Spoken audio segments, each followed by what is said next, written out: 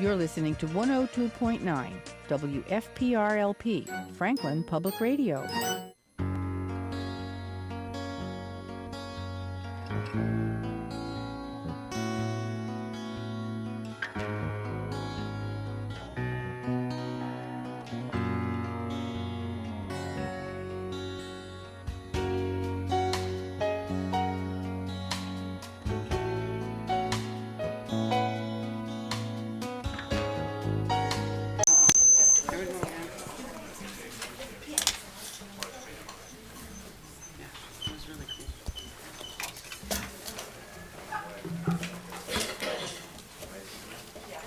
Setting?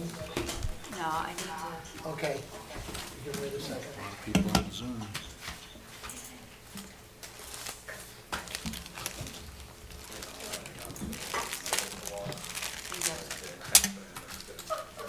You good?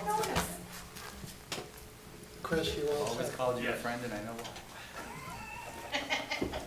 Thank you, Jeff. Recording in progress. Good evening. Time being 7 o'clock, I call the August 14th, 2024 meeting of the Franklin Town Council to order. Please pause for a moment of silence.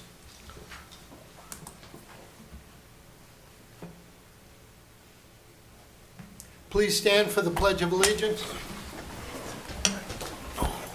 I pledge allegiance to the flag of the United States of America and to the republic for which it stands, one nation, under God, indivisible, with liberty and justice for all.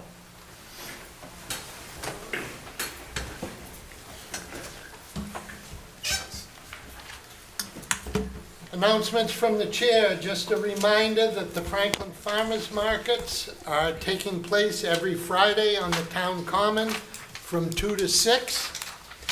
The town council will hold office hours tomorrow morning, August 15th at 8:30 a.m. at the Franklin Senior Center. And on August 21st at 4:30, the Senior Center will be hosting Sea Songs and Stories, a family-friendly event with storyteller Davis Bates, sea shanties, ballads, fish tales, and more. Hear how foam came to be in the ocean, sing songs to raise the anchor, and set sail to the past and present. Please call the Senior Center to register for this event. Tell us more, please. Okay. Moving on, a note to residents. All citizens are welcome to attend public meetings in person. To view the live meeting remotely, citizens are encouraged to watch the live stream on the Franklin Town Hall TV YouTube channel or the live broadcast on Comcast Channel 9 and Verizon Channel 29.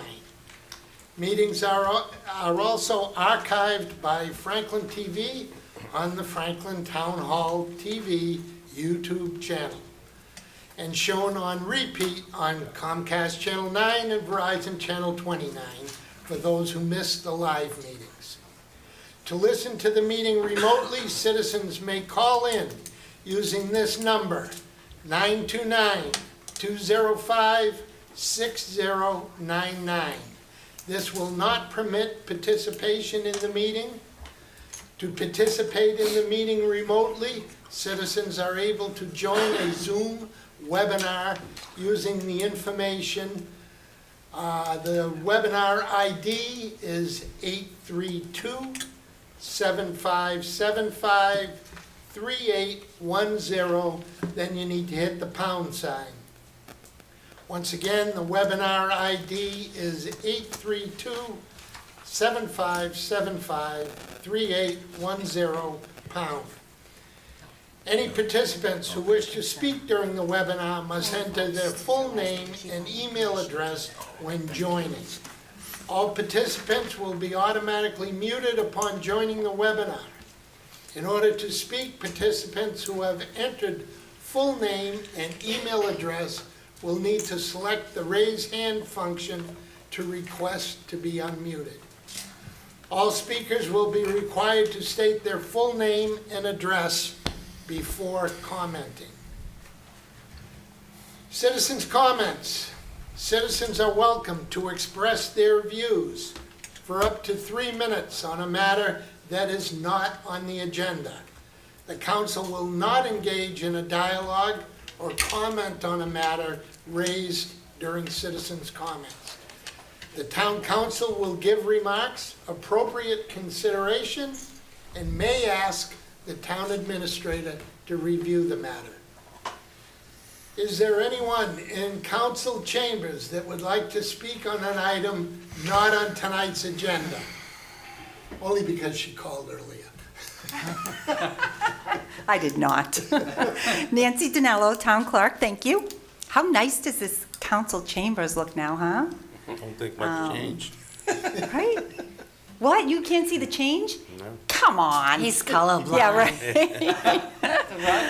Oh, super excited. We're coming up on election number 3 of the year, so we're almost there. So I'm just here to go over some important dates for the state primary, which is on September 3rd at the Franklin High School from 6 a.m. until 8 p.m. So early voting will start on August 24th. That's a Saturday. We're going to be here from 9 a.m. until 3 p.m. That's also the last day to register to vote for the state primary as well. And you can come in from 9 to 5 to register to vote. 9 to 3 for early voting, 9 to 5 to register to vote. And then we continue on Monday the 26th, the 27th, and Wednesday the 28th. So the 26th and the 27th, 9 a.m. to 3 p.m. Wednesday's our late night. It'll be 9 to 5. Thursday, 9 to 3, and then Friday, 9 to 12. And then we'll see you at the polls on Tuesday.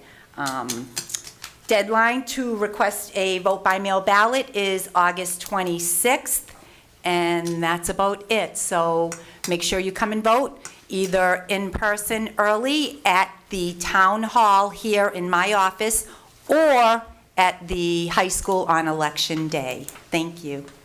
Thank you, Nancy. Tommy, I have something that I'd like to say about that. We can't during citizens' comments. During council comments, you can do it. Well, I wanted her to explain about early voting for those not 18 yet. I can't have you speak during citizens' comments because my charter. That's too bad. Okay, is there anyone else in? Mr. Falvey, please come forward. Name and address, please.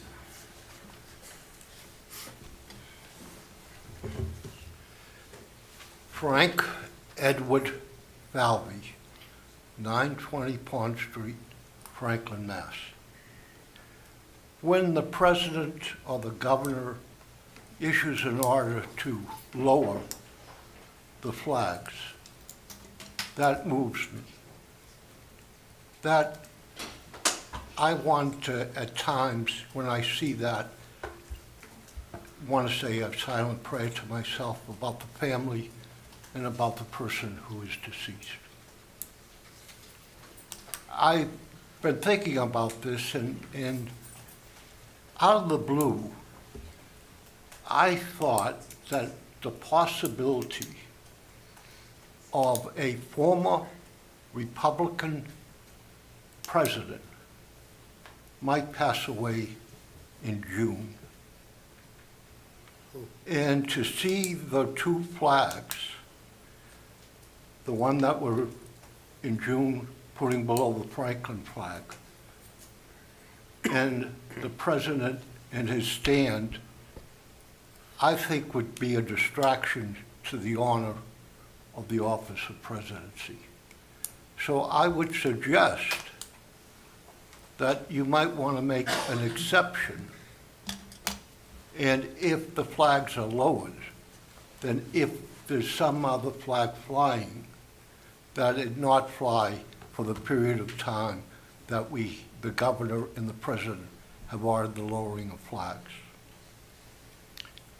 In the same connection, you may remember I came here before the Olympics and suggested that Christine, a resident of Franklin, on the rugby team, that we honor her during the Olympics by flying either the Olympic flag or the rugby flag.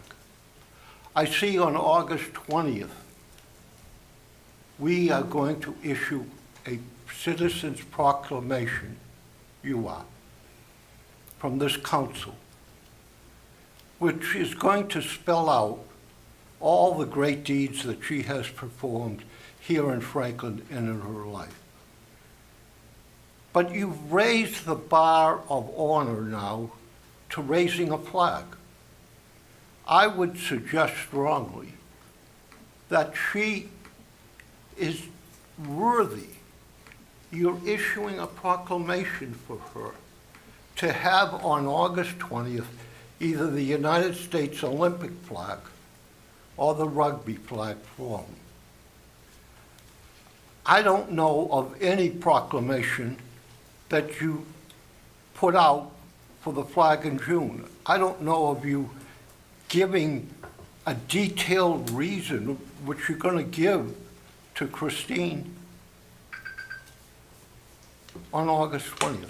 So my suggestion is that you raise either the rugby flag or the Olympic flag, and you consider that if you're going to give a proclamation to someone, then you consider raising the flag for the day that you're giving them a proclamation.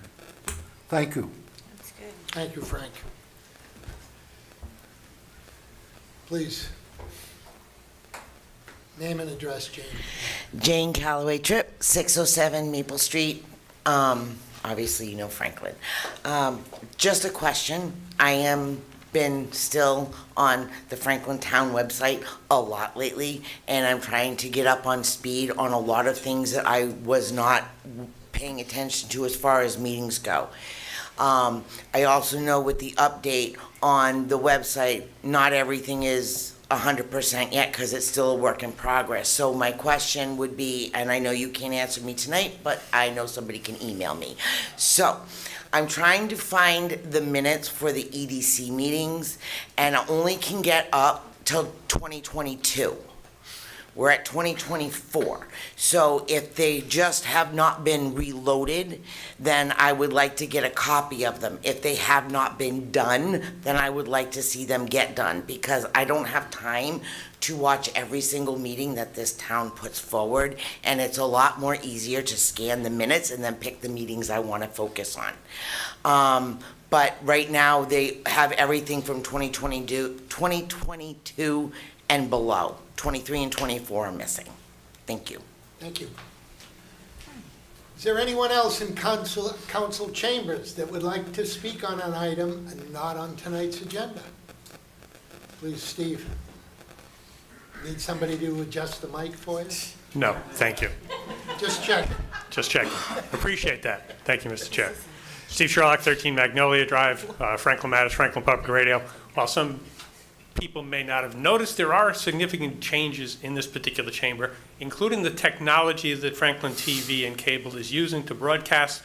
But the one caution is still, and I need to make a reminder now, use the microphone in front of you when you speak, please. I know people need to get reminded once in a while, but as good as the technology is, if you don't use it, we can't hear you. Thank you. Thank you. Thank you, Steve.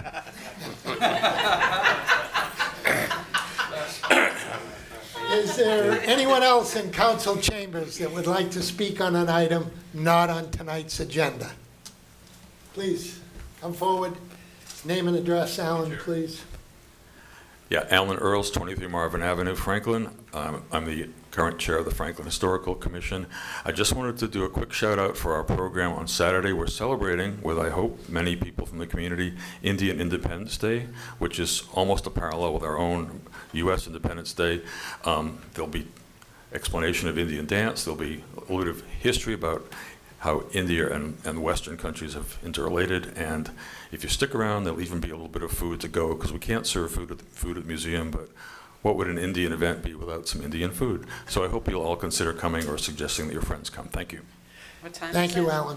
Time. What's Alan, the what time? time is it? Details. It starts at 1, right after our regular hours, from 1 Okay. to 5 on Saturday. Thank you. Thank you. Is there anyone else in council chambers that would like to speak on an item not on tonight's agenda? Is there anyone out there in Zoom land that would like to speak on an item not on tonight's agenda?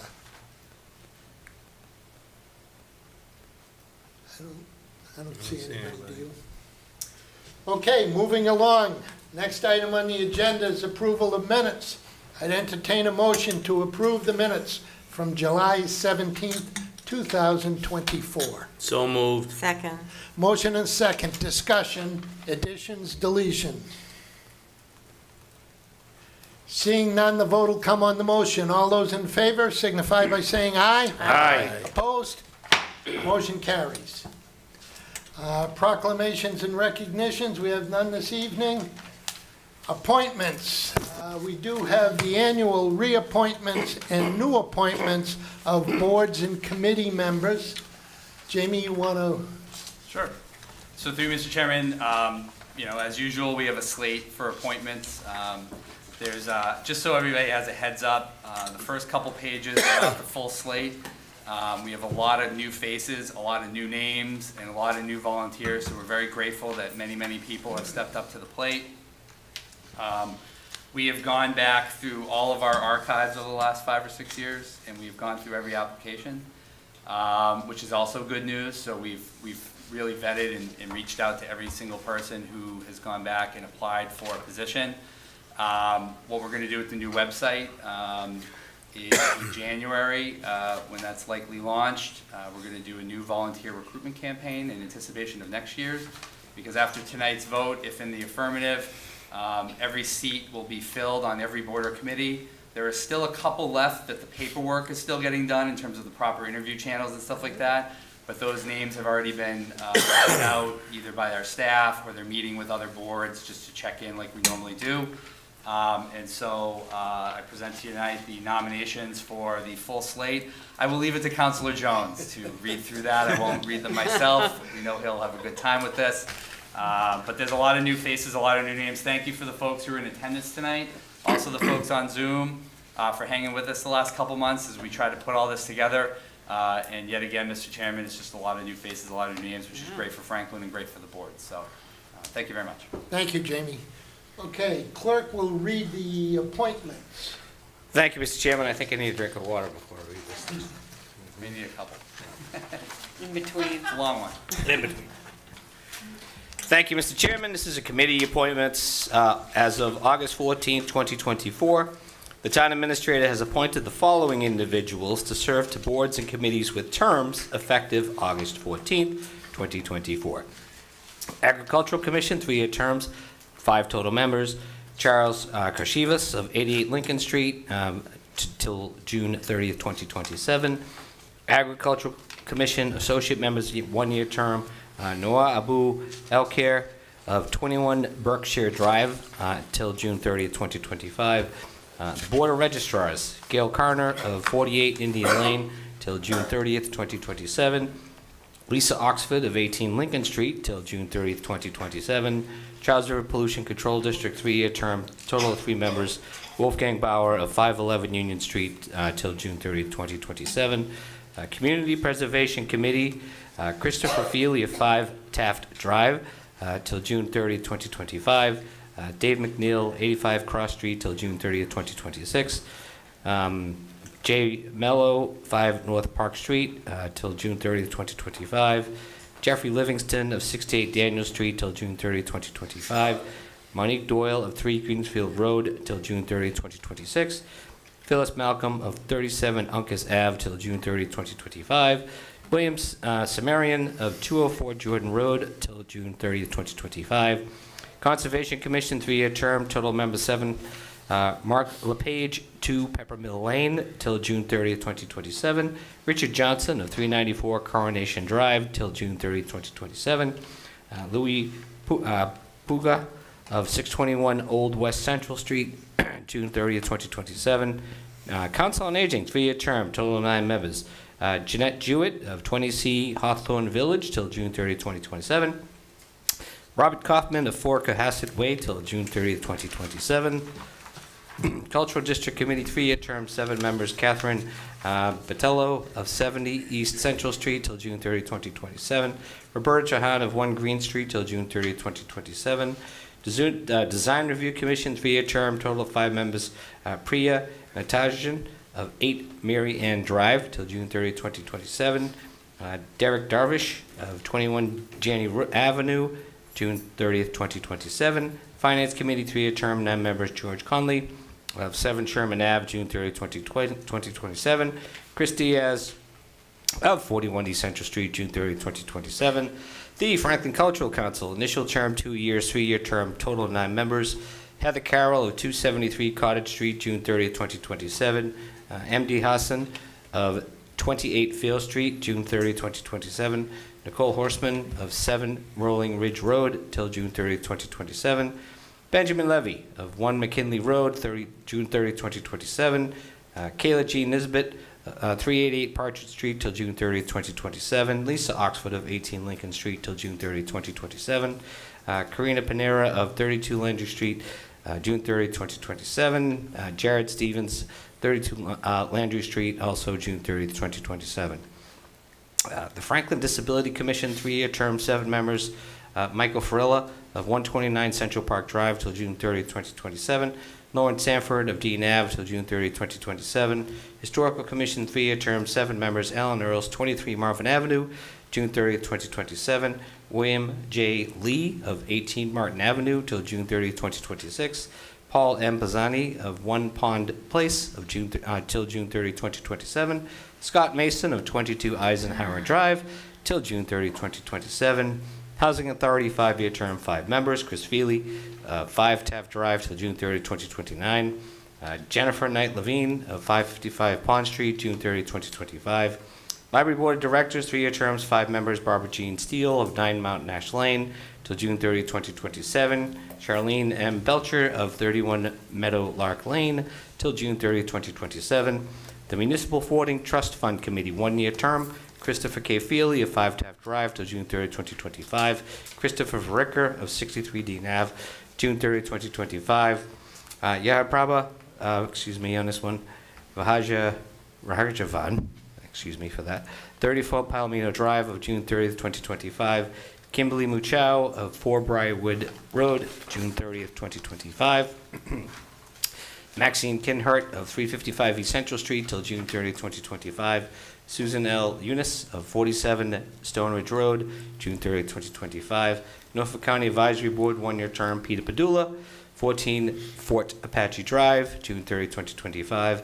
Other Post-Employment Benefits Board of Trust, Christopher Feely again, 5 Taft Drive, June 30th, 2027. George McNeely of 6 Vincent Way, June 30th, 2027. Recreation Advisory Board, 3-year term, 5 members. Kanjal Patel of 41 Winterberry Drive, June 30th, 2027. And Wayne Samarian of 204 Jordan Road, June 30th, 2027. And finally, Zoning Board of Appeals, 3-year terms, 5 members. Janelle Lang, 2 Harlow Pond Court of till June 30th, 2027. And Megan Lee Whitmore of 9 Downingwood Drive until June 30th, 2027. This is a motion to ratify the annual appointments to the following boards and commissions. Second. Motion and a second. Discussion. Can Chris Feely please stand? Councilor Pellegrini. Thank you, Mr. Chairman. I just think that there's an error here with Maxine Kinhart. You have the municipal building as her address, 355 East Central Street. It's a good catch. She's actually an appointee based on her position. Yeah. So she's not a citizen appointment. She's actually an appointee that's designated on behalf of the town staff on that committee. So that's why it's 355 East Central Street, as opposed to her personal address. Doesn't make sense to me, but thank you. Thank you. And Councilor Frangillo. Yeah, just confirming, were you able to interview all the candidates or just for some of the boards? Traditionally, I interview every single person. Yeah, and there's a lot. What's that? This is a lot, though, yeah. Yeah, exactly. There's a couple exceptions, mainly due to the incredible work of John Restaino and Corey with the Cultural Council applicants. They went out and did all those interviews. They went to the Cultural Council. Just got squeezed with time, so I didn't interview a couple of those people. But almost every single person on here, other than those few, I've interviewed or talked to, or I knew them already from interviews in previous positions. So I knew where they were going to a full member, maybe. I didn't do that interview because I had already interviewed them a few years ago. Finance committee. Finance committee, yep, interviewed all of them. Great. ZBA, everybody. Great. Everybody except for a couple folks on the Cultural Council. Okay. Yep. Thank you. Thank you, Councilor Frangillo. Councilor Jones? Thank you, Mr. Chairman. Honestly, I just want to throw out a big thank you to everybody on this list who stepped up to help out their community. That's really what this is this is the citizens stepping up to make their community a better place to live. And it takes a lot of time. There's a lot of effort that goes into supporting all of the various committees and subcommittees that are listed here. I just want the public to understand the countless hours that people are taking away from their personal time and their family time to really help support the community. And just a huge thank you to everybody on this list, Mr. Chairman. Thank you, Councilor Jones. Is there any other questions or comments from the council? Seeing none, the vote will come on the motion to approve the appointments as presented. All those in favor signify by saying aye. Aye. Opposed? Motion carries. Thank you. And again, to reiterate, Councilor Jones, thank you one and all for stepping forward and offering of your time. Okay, next item on the agenda is public hearings, and we have a few this evening. And unless Mark tells me I can't, I think I'd like to open the first three together. Sorry. Oh. Hold on. Sorry, Mr. Chairman. Apologies. For anybody that just got appointed and that was here in the chamber, Nancy is going to do the oath of office down on the first floor lobby right now for everybody to make everybody's lives easier. Thank you, Mr. Chairman. Thank you. Catch them all before they get out the door. So they don't have to come back A in. mass exodus. Do you have to swear Chris in like 5 times? I know, right? Yes. What's the deal, man? Thank you. Thank you all very much. Thanks, guys. Okay, That's time what being everybody- after 7 o'clock, I will open the public hearings on zoning bylaw amendment 24-906, changes to subsection 185-3 definitions, mixed-use development definition, zoning bylaw amendment 24-907R, changes to subsection 185-21, parking, loading, and driveway requirements, and zoning bylaw amendment 24-908, subsection 185, attachment 7, part 6, addition of mixed-use development to use regulation schedule. So those public hearings are now open, and since they are public hearings, do we have a quick summary, Jamie? The first 3 bylaws, A, B, C, are the 3 bylaws that will allow Franklin to fully comply with the MBTA community statute. And I think we vetted this one out pretty heavily. Yeah. I think if anybody from the public has any questions for myself or Brian, we're here to answer them, but I think all 9 of you know the deal. It really just affects downtown commercial district. And we're making some pretty substantial changes here to the layout of downtown, which should incubate a lot of additional business development by not requiring those commercial parcels to have required parking on site because we have parking lots all over the place. So this will get us into compliance with the new state law, and that's incredible news. Thank you, Jamie. Question, since it is a public hearing, we go to the public first. Is there anyone in council chambers that would like to speak or have a question on any of these 3 zoning bylaws? Please come forward, name and address, please, Jane. Jane Calloway Tripp, 607 Maple Street. I do have a couple of questions. As far as the MBTA compliance, for the downtown commercial, is that what we're talking about, making it 0 requirements, not changing the 1.5 to 1?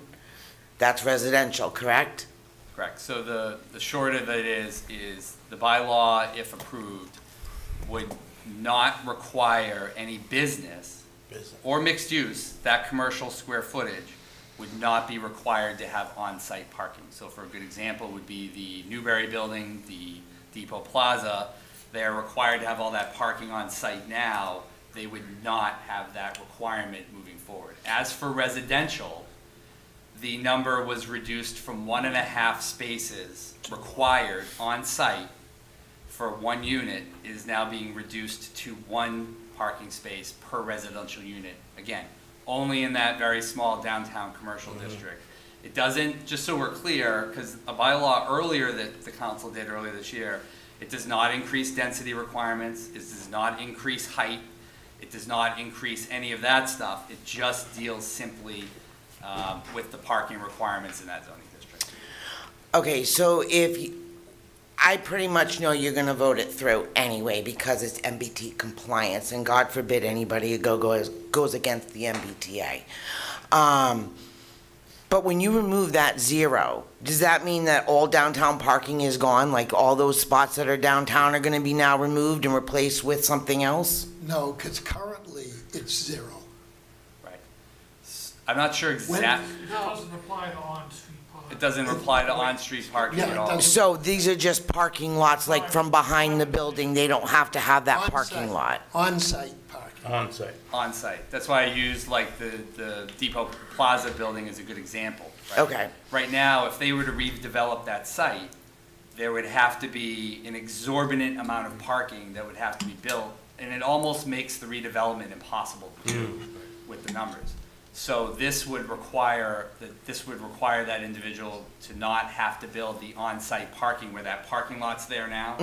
That would not be required in the future after this zoning. I'm just saying that to illustrate the point, General. And just for clarity, this has nothing to do with the MBTA. This has nothing to do with like being out of compliance with the MBTA.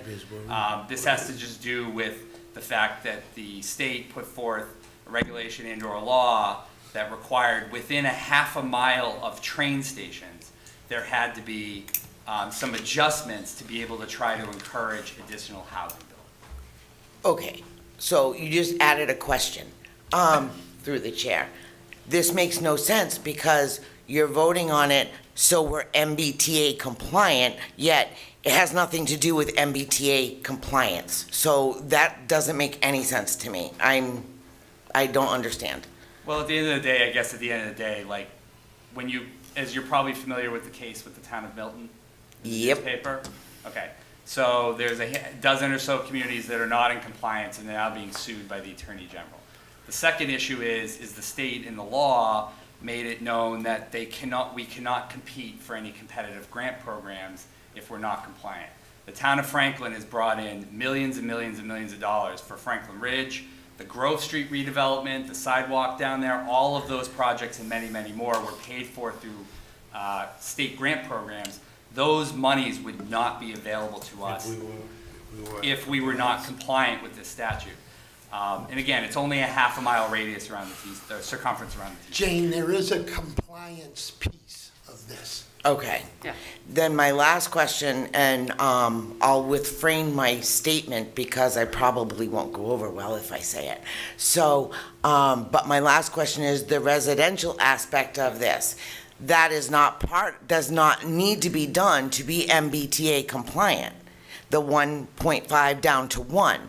And the understanding is, if you all remember, and I'm sure you do, back in 21, when the council was choosing to go down to 0.5 parking requirements, I fought that. Once you reduce that requirement, you cannot move it back up. It is a done deal. You can't adjust it to increase it. And I get the whole, we want people to walk and ride bikes, but the reality of this world is everyone is going to have a vehicle. They are not going to move to Franklin, take the train into work, and then spend the rest of their life walking around downtown. They are going to go to other towns, other states, and vacation. This is going to require a car. So, and they're not going to go food shopping on a bicycle. At least I wouldn't, because I'm trying to feed 5 people. Can't carry that many bags. Okay, so that's not part of being compliant with the MBTA, so I'm going to urge the council to not move that down to parking 1 space, leave it at the 1.5, because you can't undo it. And unlike a lot of things, I know my time is up, when the town has done things in the past and it has put us into positions that we are in today that we can't undo now. Don't do something we cannot undo. So through Mr. Chairman, it's actually not true. So it's the minimum requirement. Right. If a builder came in and said, I wanted to build a project on a parcel in downtown, which is highly unlikely because all of the parcels in downtown are very, very small. So to get any sizable building, you know, up to 20, 30, 40, 50 units is very, very challenging to do. A builder could come in and propose 2 spaces per unit, 1.5, 1.25. What you're most likely to see, and I'm just illustrating this for an example, is if you had 20 residential units being, or 16 residential units being built for like some of the apartments on, or some of the housing that's being built on East Central Street, a developer may say, well, we need 16 parking spaces for exactly the points at what Jane just pointed out. Like, we live in a car society. People are going to want a car per unit. Absolutely agree with her on that. Developer could say, well, I want 4 more spaces on my property for visitors, or for whatever reasons like that, for a little excess, right? In case someone had to have 2 cars for some reason. So it doesn't mean that a developer can't do more. It just means that 1 space per unit is the minimum at which they can. Which I think, to Jane's point, actually, she's right. Like, we live in a car society. People are gonna want a car. This is why the council rejected, you know, the 0, but also being unreasonable at 1.5, that's too much parking in a very, very dense zoning district. Thank you. Thank you, Jamie. Please come forward. Just name and address, please. Good evening. Maria Fernandez Cudero, 30 Emmons Street and 10 Emmons Street. Just to be clear, from my understanding, from what you're proposing here, these would affect any upcoming projects. How does that affect, let's say, if you have a multifamily home that you offer units for rent. In that case, does that change the legal obligation to provide 2 parking spaces per unit to 1, or does it change nothing? Do you want to say that, Mark? Yeah. It's not too. The zoning does not affect existing uses. But if you go to change the building substantially, or tear down or something like that, you would then be subject to it. Okay, so it doesn't affect anything existing, it just affects any new development? Everything moving forward. Okay. Exactly, Maria. Thank you. Is there anyone else in council chambers that would like to speak on any of these 3 zoning bylaw amendments? Is there anyone out there in Zoom land that would like to speak on any of these 3 zoning bylaw amendments?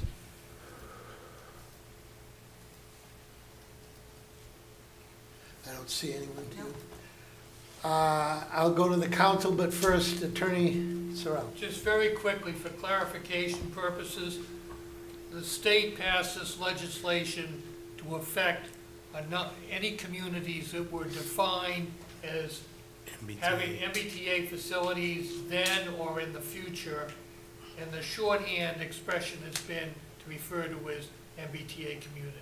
Yeah. But it's got really only indirectly, from a jurisdictional standpoint, anything to do with the MBTA. Thank you, Mark.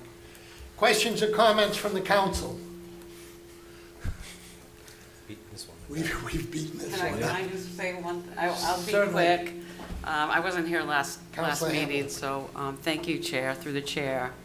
I just wanted to actually just kind of give a little background to how much work went into this. Because we started this Franklin for All project, which was just about rezoning downtown Franklin in the fall of 2021.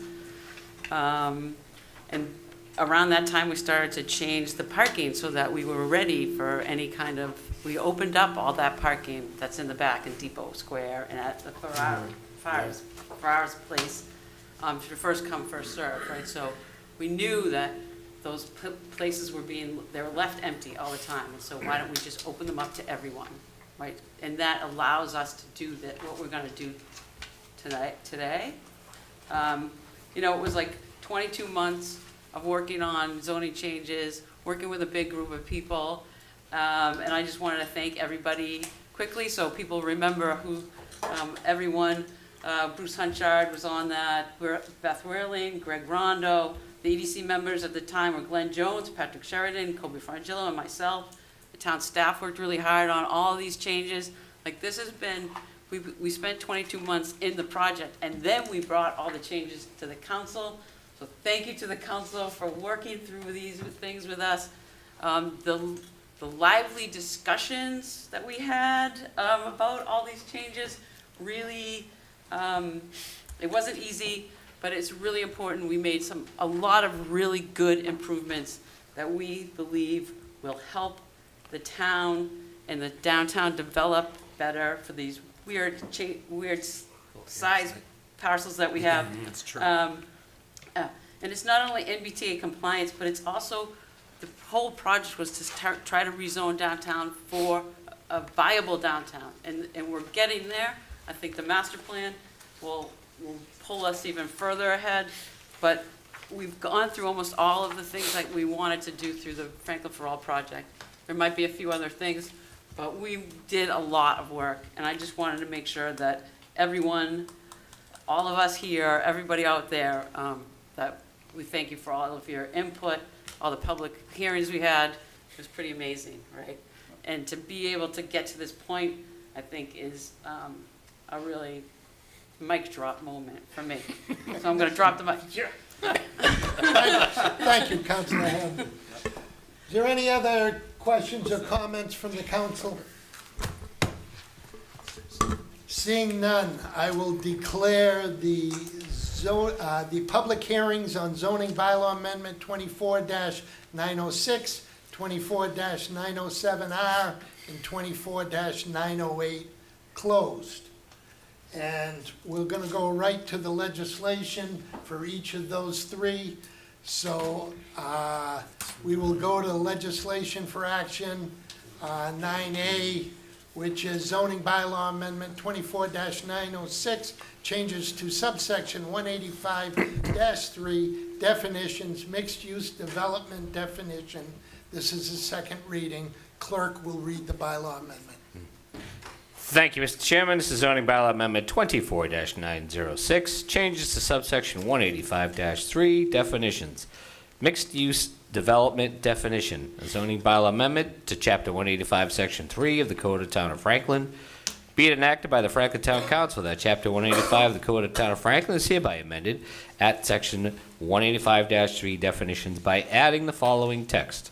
That's section 185-3 definitions, mixed-use development, a development on a single parcel containing either more than one residential use or combination of non-residential and residential uses.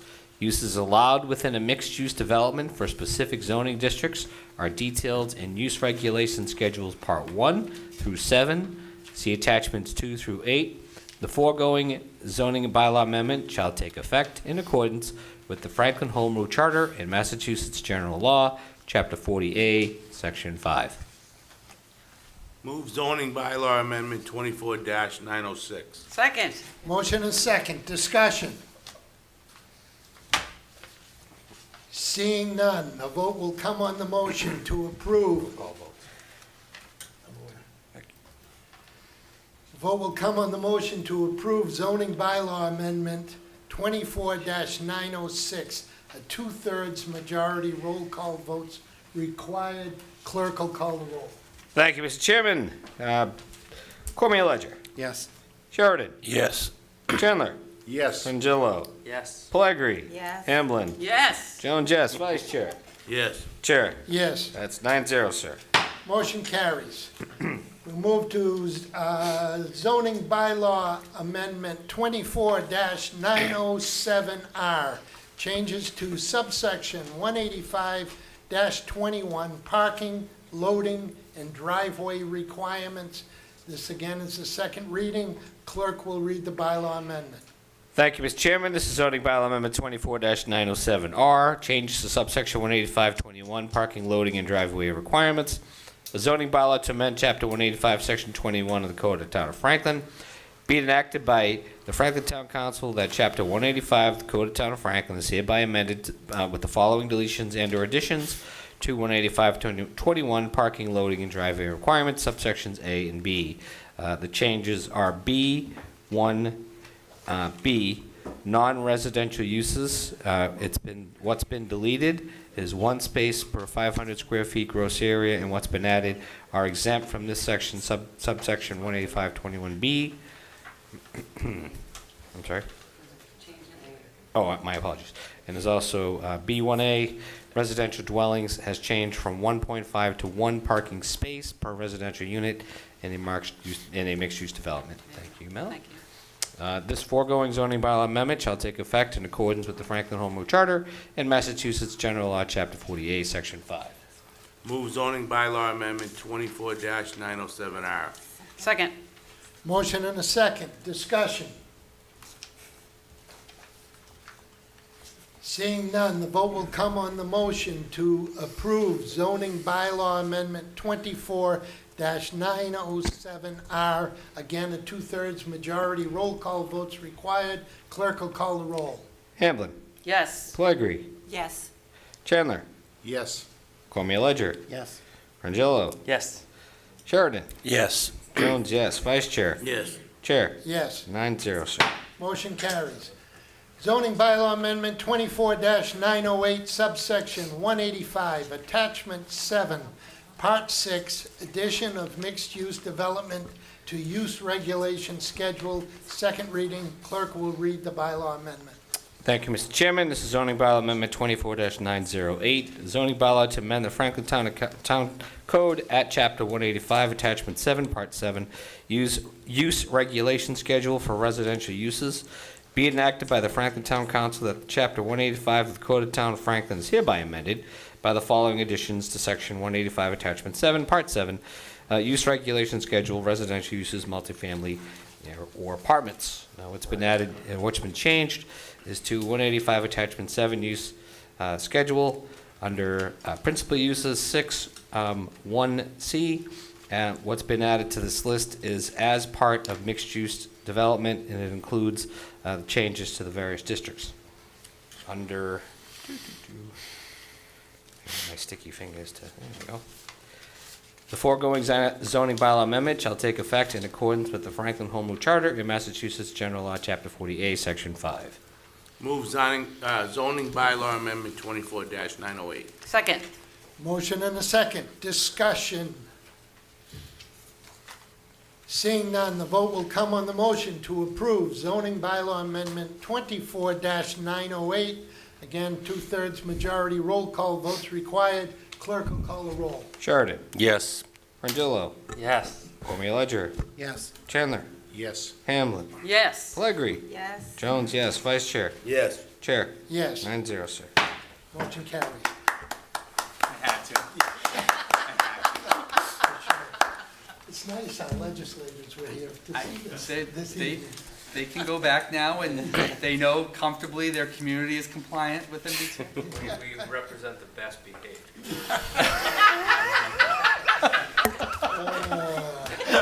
I knew it was going to be a long night. We haven't even started. Okay, I'll go back to public hearings and declare the public hearing on zoning bylaw amendment 24-913, zoning map changes from business to commercial 1, an area on Union Street near Franklin Crossing. I would declare that public hearing open. Jamie, you want to do a little? Sure. So, through you, Mr. Chairman, again, just like the previous bylaws, we're at the final step of an incredible opportunity for the crossing. Thank you. You've got it, Brian. And really likely a transcendent project for that neighborhood at the Mill Store. This is a rezone of those parcels around there. We have a redevelopment opportunity with that with that building into some residential units.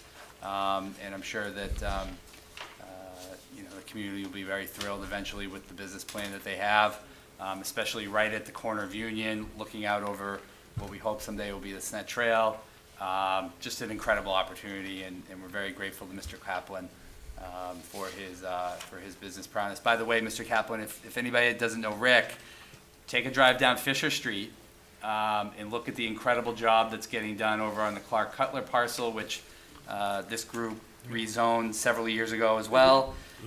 The windows look amazing. The parcel looks great. It looks like it's going to be another great addition to the downtown. So the zoning change here will allow those parcels for the Mill Store to be in the C1 district, and will allow him the abilities to bring to fruition his dream of rehabbing that building.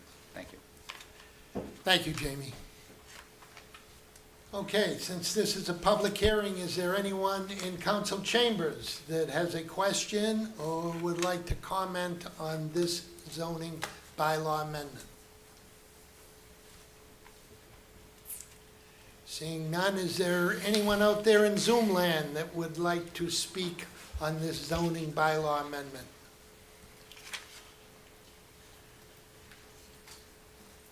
I don't see anybody, do you? No. Okay, I'll go to the council. Is there anyone on the council? This is another one. No, it's okay, it's okay. Jamie, One second. Jamie, Councilor Chandler. Through you to maybe Brian, it's more of a housekeeping issue, but Jamie just kind of brought that up. It says Franklin Crossing. Now, that's a whole nother apartment building on West Central, but I always say the crossing. It's how everyone, I think, says it in Franklin. Is that, like, is that confuse people, or? No, it's just an inside joke between some of us with the Franklin Crossing, the crossing. Is it still the crossing? What's the lineage, the heritage? It's just an inside joke, which is why I had to give a shout out to Brian, because I finally got it right. By saying Franklin Crossing? No, by saying the crossing. The crossing, it is, that, Yeah. thank you. Yeah. But And on thank our you to, and shout bylaw- out to Gino Carlucci, as, and some others for their advocacy and research on all this. So it was a little bit of an inside joke. All right, well, they're correct. Okay, That's thank right. you. They are correct, yeah. Thank you, Councilor Chandler. Any other councilors? Seeing none, I will declare the zoning bylaw amendment 24, the public hearing on zoning bylaw amendment 24-913 closed. And we'll go to legislation for action. And zoning bylaw amendment 24-913, zoning map changes from business to commercial 1, an area on Union Street near Franklin Crossing. Second reading, or the crossing. Second reading, clerk will read the bylaw amendment. Thank you, Mr. Chairman. This is the zoning bylaw amendment 24-913. Zoning map changes from business to commercial 1, an area on Union Street near Franklin Crossing. A zoning bylaw amendment to the Code of Town of Franklin, Act Chapter 185, Section 5, zoning map. Be enacted by the Franklin Town Council of the Code of Town of Franklin, is hereby amended by making the following amendments to 185-5 zoning map by changing from business to commercial 1, an area containing 5.369 plus or minus acres comprising the following parcel of land as shown in the Town of Franklin's assessors map. Parcel number 287-07-000. The area to be rezoned is shown on the attached map. Proposed zoning map changes an area near Franklin Crossing. The foregoing zoning bylaw amendment shall take effect in accordance with the Franklin Home Rule Charter and Massachusetts General Law, Chapter 48, Section 5. Move zoning bylaw amendment 24-913. second. Motion and a second. Discussion.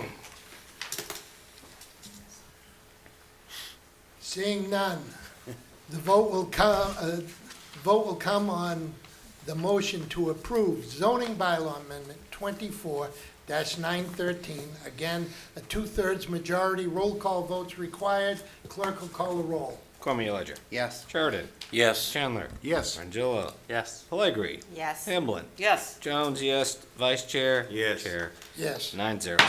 Motion carries. Thank you. Okay, we'll move on now. We have no licensed transactions this evening. Presentations and discussions, we have a few. The first is, we're fortunate to have the 4-H Robotics Club with us this evening. Steve Dunbar, did you?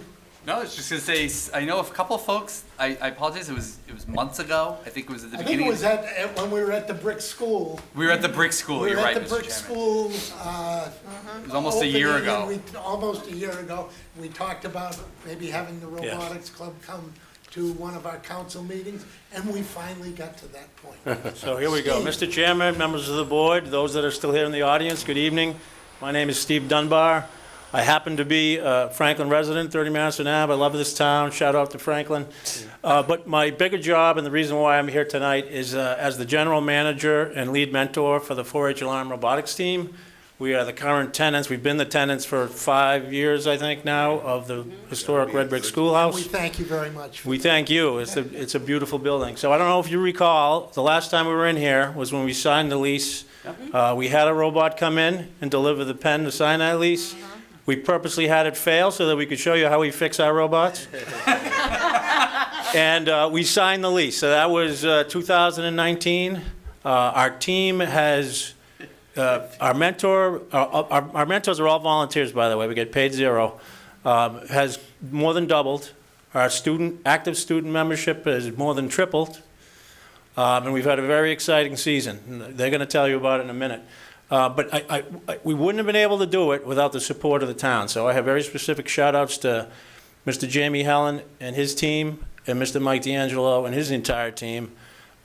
Without you guys, we wouldn't be able to do it. It's just incredible the support that we get. And for that very reason, the town of Franklin sign has been on every single robot that we put into competition since we moved in. So it's on this robot right now. And that sign traveled all the way to Houston, Texas, with that robot. Well, I'm going to let 4 of the students tell you about the program and how we did this season and what they get out of it. And then we're going to have one of our highest energy mentors, Pallavi Narabni, come up here and kind of wrap it up. And then some of our students are going to give you a quick demo. And we know we only have 10 minutes, so we'll keep it moving. Hi everyone, my name is Ishan and I would like to speak about our timeline as a team for FIRST Robotics Competition, or also known as FRC. Every year in January, the FIRST organization releases the game for the season, which is essentially a list of tasks which teams around the world have to engineer a robot to complete and come up with unique solutions. After the season's released, all teams are given 6 weeks to design, build, program, and test their robots before entering weekend-long competitions with other teams.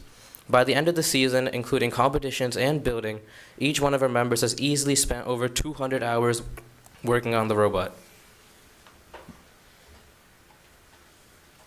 Hello everyone, my name is Sadri and I'm going to be talking about how we made our robot. As you may know, we had no instructions to start with to build our robot. We had to build it completely from scratch.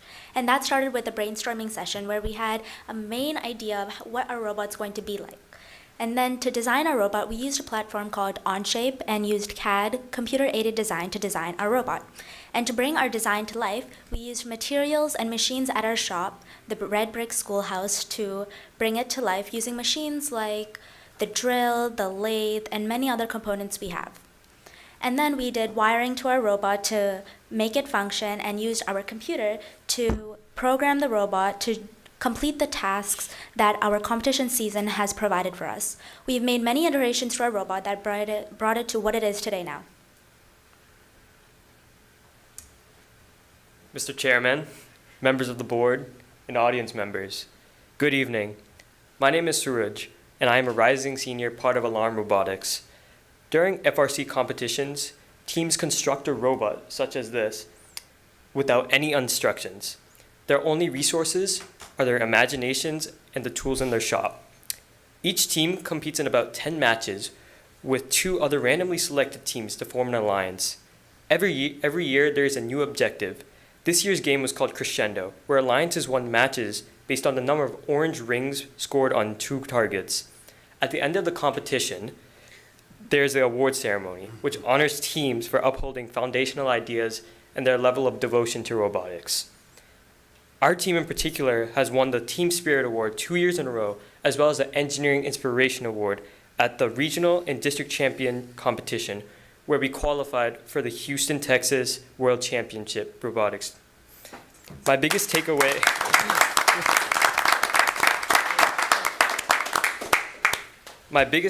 from the season was learning how teams from all over the world persevered and dedicated their high school careers to robotics, and how they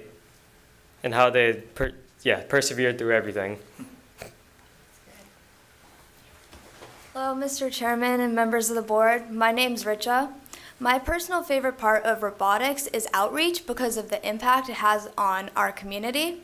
We partnered with the Franklin Public Library to host multiple showcases, workshops, and competitions for elementary and middle schoolers to teach them different STEM programs. We also use the library space to start and mentor 2 elementary school robotics teams, and we took them to competition. We're looking to start more teams in the future. Within the Franklin community, we've held a booth at the Franklin Farmers Market, showcasing our robot to Franklin residents. And we have not stopped in just Franklin, but we've also held showcases at different schools, teaching kids the basics of robotics. Ultimately, outreach allows us to introduce kids to the same concepts that brought our team to robotics and lets us see the positive impact it has on them.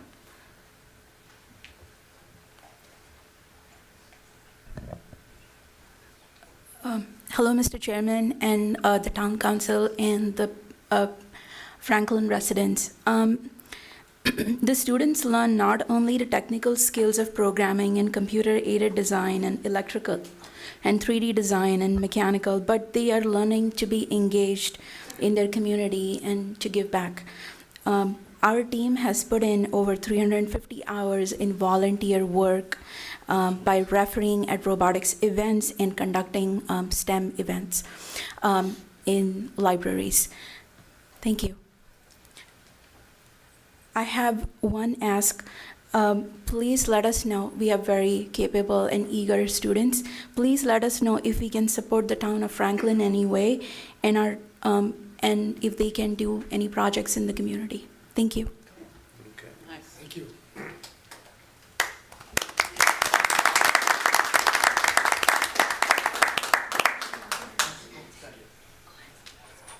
This is Hydra. This is our robot that traveled to Texas. Where's Jim? Jim had to build a special crate just to ship it there.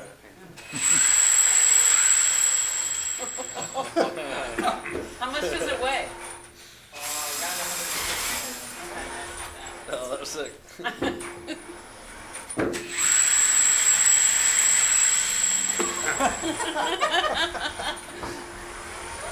I love how it goes sideways like that. It's like, right?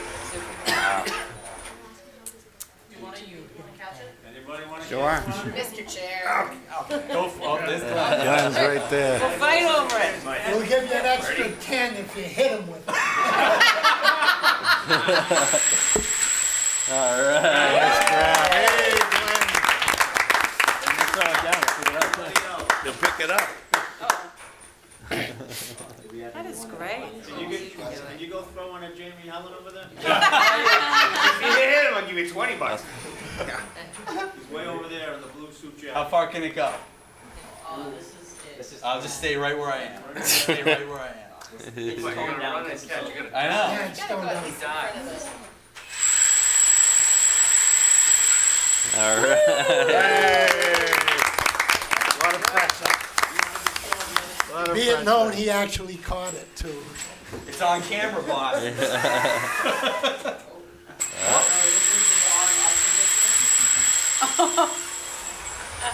was like a mail slot that the robot had to deliver. Okay. Anybody in the audience like to have If you just hug him at him, he'll have to. Dash, you'll catch it. It's really impressive. Oh! the nuts. Gotta die for them, Steve. Look out for that flag. Flies. We have a volunteer over here. Look out.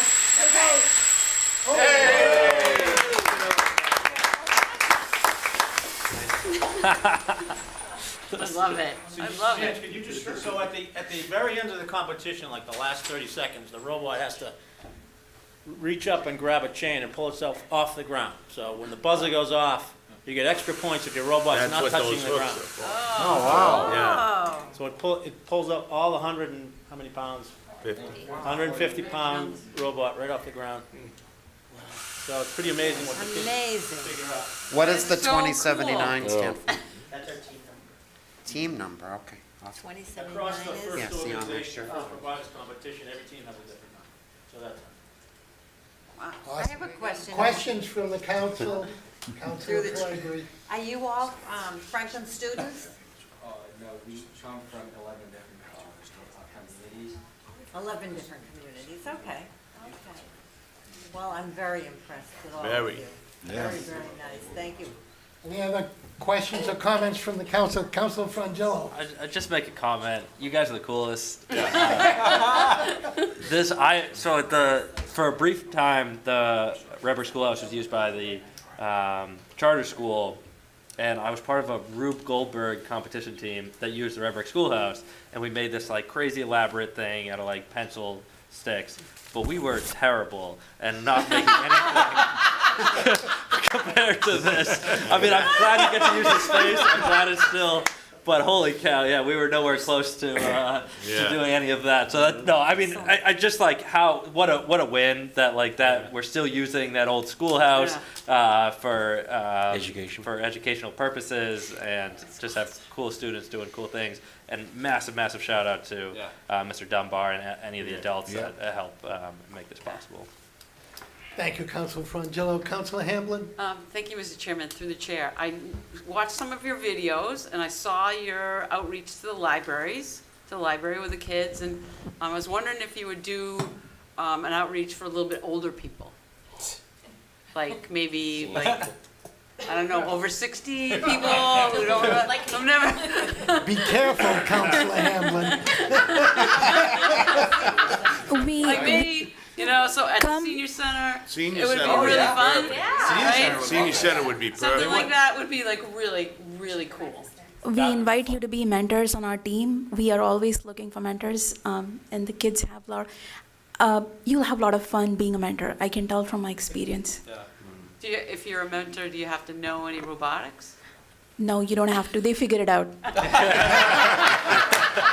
then I can do that. Thank you so much. Thank you, Mr. Chairman. Councilor Jones. Thank you, Mr. Chairman. Folks, this is amazing. As a STEM geek myself, you know, I run STEM initiatives for my cadets. This is awesome, just seeing you guys come in and doing this presentation. Highly impressed, especially by the maneuverability and the agility. Who's the driver? Big kudos. He didn't hit our TV. He got that close, but he didn't hit our TV. Again, if you need any further support, you know, of course, I'm sure people would be happy to step up and help where they can.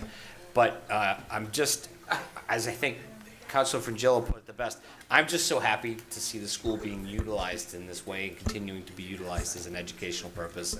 And I want to congratulate everybody on all of the hard work and the successes that you've had with your robotics team. Thank you so much.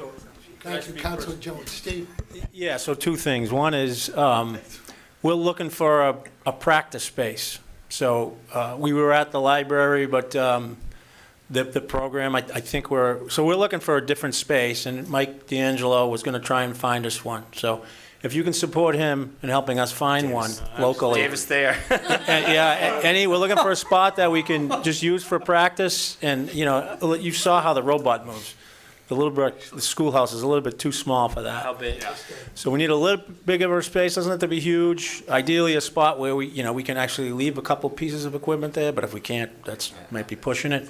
No. The other comment I wanted to make is I know that the current Franklin students, I'm not sure if that program's getting impacted by the non-passing of the budget increase. I was told that it might. So those students that are in robotics in the Franklin High School, might be looking for a home.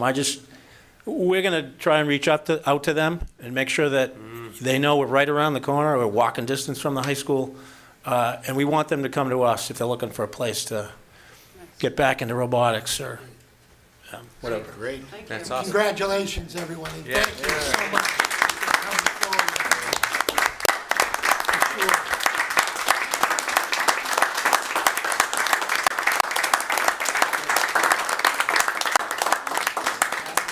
And we will look forward to next year's robot and maybe come back again. Can we get one that prints money? Can it deliver groceries? That's what Amy said. Coffees. I don't know, it moves like sideways, kind of like. Oh, maybe it could go across the street. See it going down the sidewalk. Been here since 5 o'clock. Nice. That's awesome. Wow, that's heavy. Nice. Nice job, Steve. Nice That's job, great. Thank you. Thank you. Bye, guys. Thank you very much. Thank you. Good night, thank you.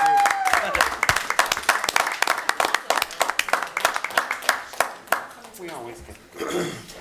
Okay, policy. next item on the agenda, presentations, discussion. We have our legislative delegation with us this evening. All right, go ahead and beat that one. Yeah, try to beat we that. I'll smash the TV.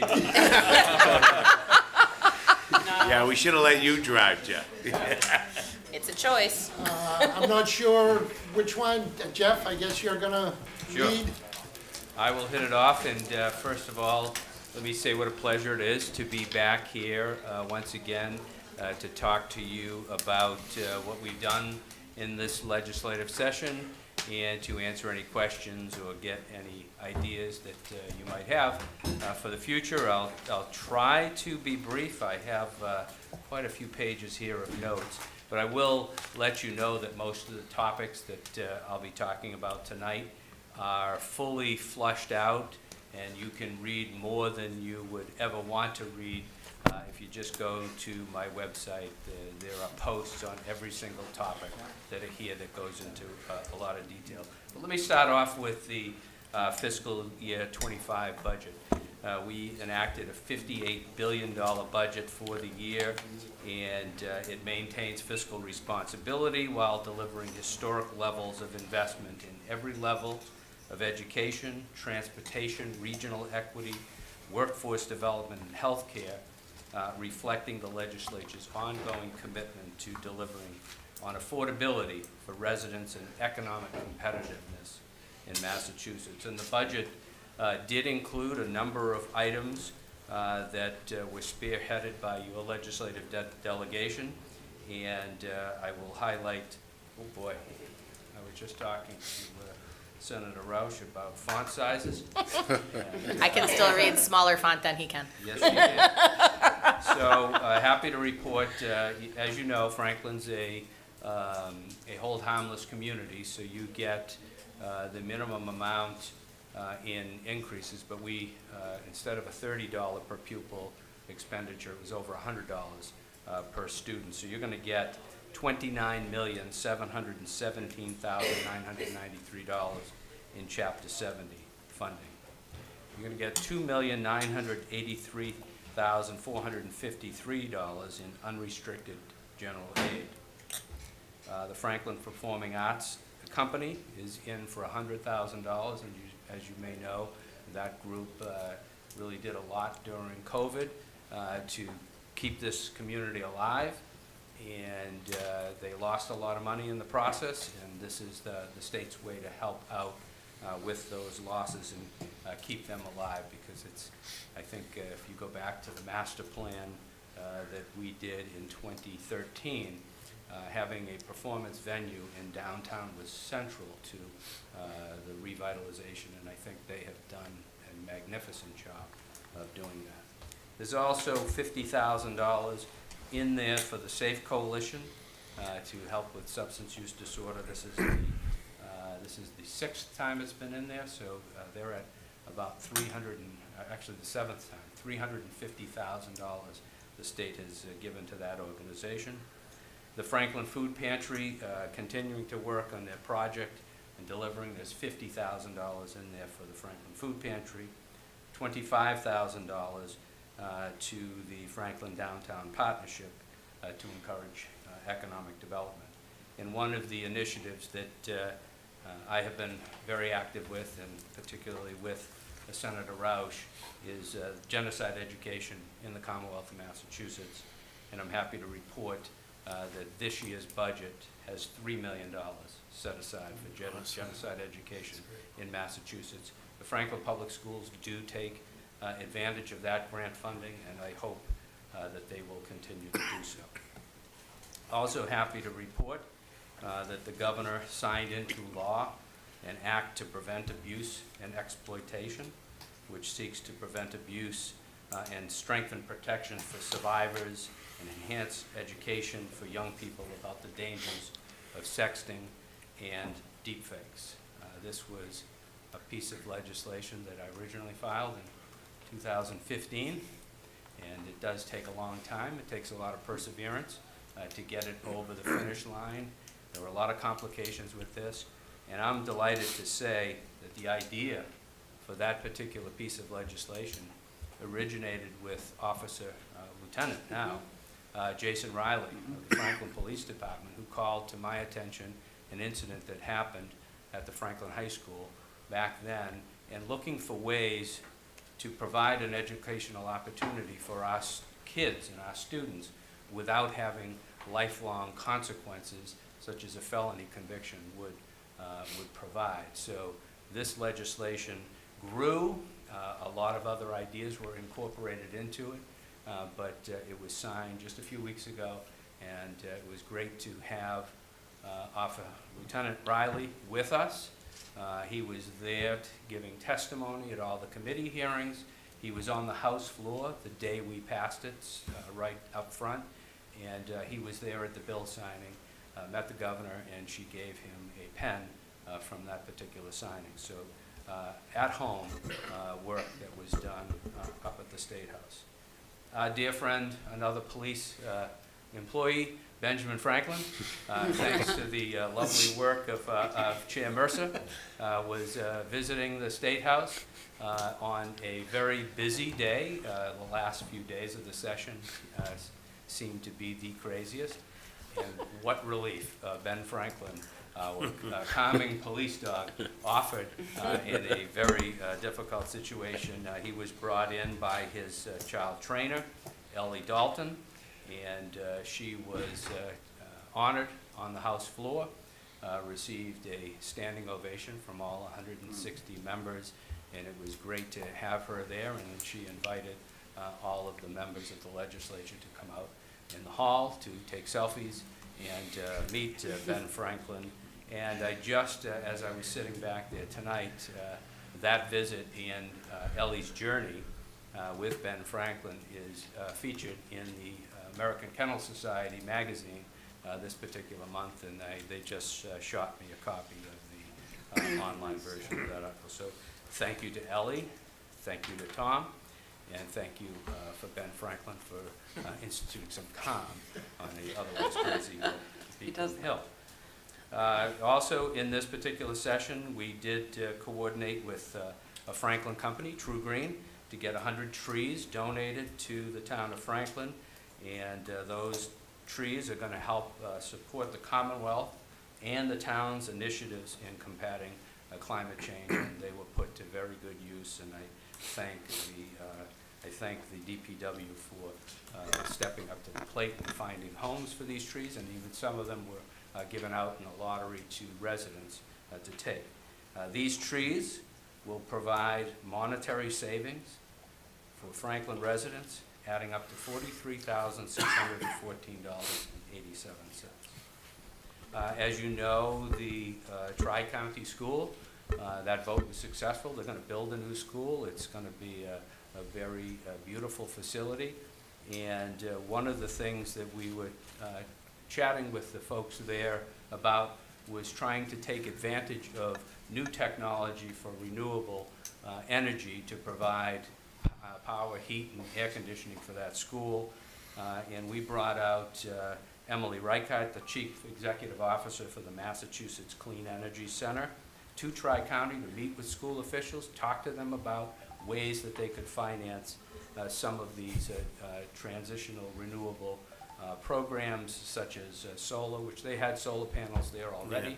Unfortunately, they have to remove that solar field in order to put the new school in place, but they will hopefully use solar on the rooftop of that. But we were exploring geothermal well technology and what seemed to be a costly add to that school. Actually, after the CEC folks met with them, they can take advantage of the Massachusetts Greenworks program, which was part of the FY24 budget. They can also take advantage of some of the IRA funding from the federal government. By the end of that conversation, they were down to a few $100,000 added on to the cost of that building. But they will not pay for energy. They won't have a gas bill moving forward, so they will recover that money very quickly. And I was happy to be able to bring out a team from Mass CEC to meet with these officials, and hopefully they will follow through with that. As you know, I do a lot in the offshore wind space with my committee, and I joined the committee on a tour of the marine terminal and the Foss Marine Terminal down in New Bedford. And it's amazing to see the economic prosperity that this industry is bringing to the Commonwealth of Massachusetts. We met with officials from the city of New Bedford who said they have not seen this level of economic activity in that city in over 50 years. And people are getting jobs, we're getting renewable energy that's going to lead to energy independence for the Commonwealth of Massachusetts for the first time in a long time. City of New Bedford was the city that lighted the world with whale oil 100 years ago. And in the next few years, they're going to be the city that's going to light Massachusetts with offshore wind. So that was a great piece bringing home for that particular area. Housing, we passed the Affordable Homes Act, and it was signed by the governor just a few weeks ago. And that's a powerful first step in tackling the state's housing affordability crisis. It authorizes $5.16 billion in bond authorizations and tax credits to spur housing production in Massachusetts and to facilitate the development of affordable housing and preserve public housing in Massachusetts. I think one of the biggest complaints we hear as legislators is the high cost of housing, and this is our effort to do that. Some of the specific pieces, $2 billion is for the rehabilitation, that's $2 billion with a B, is for the rehabilitation, repair, and modernization of more than 40,000 public housing units across the state. It also includes an extra $1 million for the Franklin Housing Authority, which Senator Roush was spearheading, and $3 million for the Franklin Ridge Senior Housing Project here. So that adds to the pie that we need, and Need a lot more. provide some You need a lot housing. more. You need a lot more, but you know, it's It's a $3 start. million is a big number added on to some Absolutely. federal funds and other monies that are out there. And I did get a note in from John Jewell just last week saying he was grateful for that. They're going to move forward with their application, so we're in good shape. It also allows accessory dwelling units as of right in single-family zones, so that allows some people who want to. I think Kobe was featured in the Globe on this particular element, but it will allow people to bring in family members to their homes. A bunch of preferences for affordable housing for low or moderate income veterans is part of that, and also some support services for veterans in there. It's a veteran supportive housing program to assist qualified nonprofit organizations to develop and preserve supportive housing for eligible veterans, all part of that bill. I won't go through some of the other particulars. As I said, this is all laid out. I have a whole piece on this bill. We did do another veterans bill that was signed into law just a few days ago. Just so that folks know, current data for Massachusetts shows that there are 545 homeless veterans in the Commonwealth. And of these veterans, 274 are already in transitional housing, and only 33 are unsheltered. So we've done a lot over the years to address this issue of veteran homelessness, and it really shows that we're down to 33 at this level. And that 33 includes people who refuse to take any services from the government. But we passed an act honoring, empowering, and recognizing our service members and veterans, the HERO Act, and that boosts the support for hundreds of thousands of individuals across the state who have served in the United States military, including nearly 30,000 women veterans and thousands of LGBTQ+ veterans. And it's going to increase benefits for veterans and Gold Star family members and establish some new recognitions for military service. We have the Future Tech Act, which is going to, it's a bond authorization to modernize the Commonwealth's digital infrastructure and create safer and more accessible experiences for residents and employees alike. We passed wage equity legislation, which is to close the gender and racial wage gap in the Commonwealth by passing the act, which requires employers with 25 or more employees to disclose a salary range when posting a position, and it protects the employee's right to ask their employer for the salary range for their position when applying for a job. And I think Massachusetts was the 11th state to pass this particular law. And I'll end on the topic of firefighters. And the governor is going to sign this bill tomorrow, I believe. And we're going to get a new law to shield firefighters from toxic chemicals contained in their protective equipment and eventually phase out the use of PFAS that's been linked to cancer. And that bill was enacted on the final day of the formal session. There were a few bills that did not make it over the hurdle, including a climate and energy bill that I have been working on all session. But folks need to be reminded just because the formal sessions end on July 31, that does not mean we left for home on vacation. The legislature continues to meet 2 days a week, and that will be the case right up until January 1st, which is the day of the swearing in for the new session. And we continue to work as conference committees on economic development, climate today, and I know Senator Roush is going to talk about the maternal health bill that reached an agreement and for their conference committee just this afternoon. So work is continuing to go. I know we have some really important pieces in the climate and energy bill that we need to get over the hurdle in this particular year, and I'll do everything in my power to make sure that that happens. So that gives you a sense of what we have been working on, and I'll turn it over to Secretary.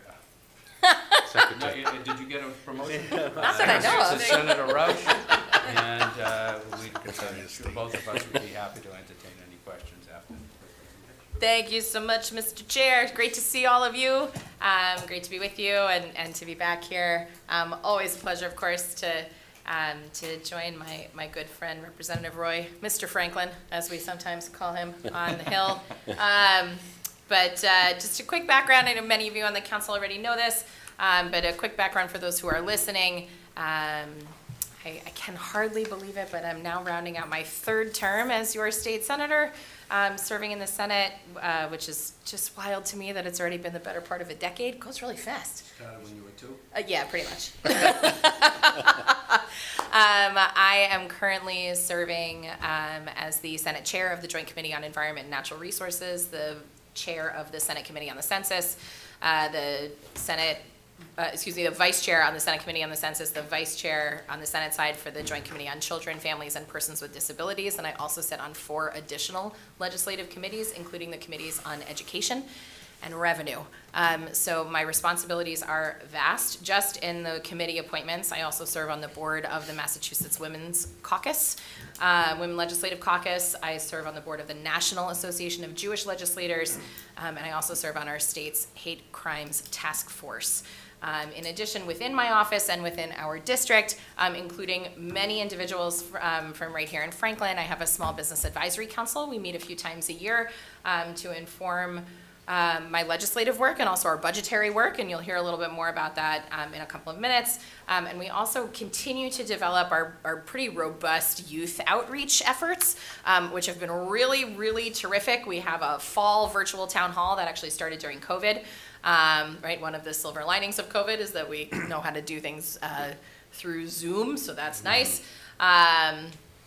Young people can't always drive to a meeting, so it makes it very useful to be able to host a youth legislative town hall virtually. And we also host a spring youth summit in the State House that high schoolers are able to apply for and attend. And we bring in high school students from all across the district every spring. They spend an entire day in the State House, including several from right here in Franklin. They take a tour, but also they engage really deeply with my staff and other legislative staff. And they culminate their day making pitches, legislative pitches to me and my Director of Legislation and Policy on bills that we may in fact file coming up in the next term. So happy to talk more about any of those efforts, of course, but I'll try to not repeat the things that Representative Roy said, because I know the hour is getting on. But I am just thrilled. I actually only earlier today took this tally, so I'm particularly excited to share because it's even new information to me, but I have successfully advanced 15 bills this term, which is just a phenomenal number. And so I'm really proud of that, 2 of which, unfortunately, the House didn't take up, but hopefully we will get to that point soon. One of which is actually quite a simple thing. The Massachusetts law still criminalizes blasphemy, if you can believe it. It's unconstitutional and unenforceable and has a really fascinating history that I'm happy to share with you offline. But I filed a bill to repeal the criminalization of blasphemy, which used to be punishable by death, and once they got rid of the death penalty, then you could be punished for blasphemy by a red-hot poker through the tongue, and some other. It's very fascinating history.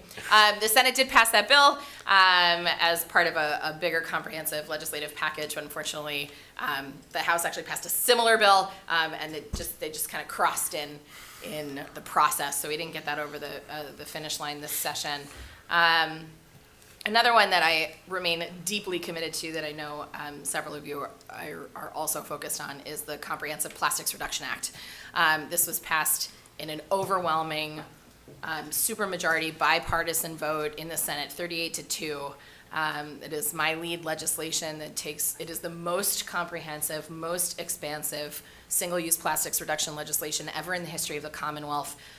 It boosts a lot of the efforts that we're already seeing here in Franklin and in various other communities. But this is essential. It is an essential component of our work on climate action. We have to address plastics. They are made from fossil fuels. They pollute from the second the implementation process even starts.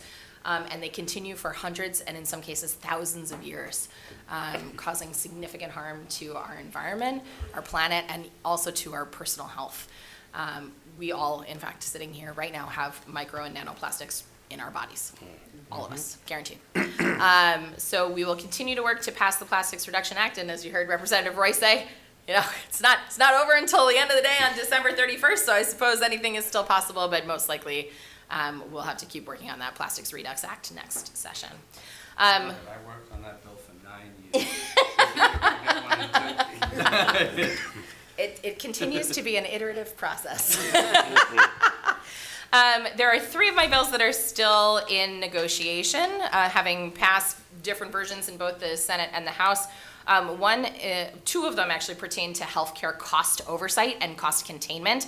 I won't go into the details, it's really gnarly and nerdy, but happy to do that offline if anyone would like. An additional bill that is a wholehearted feel-good bill that would create a choreographer laureate position for the Commonwealth of Massachusetts. This is not just a wonderful thing for community building and the arts, but also for tourism and economic growth throughout the Commonwealth.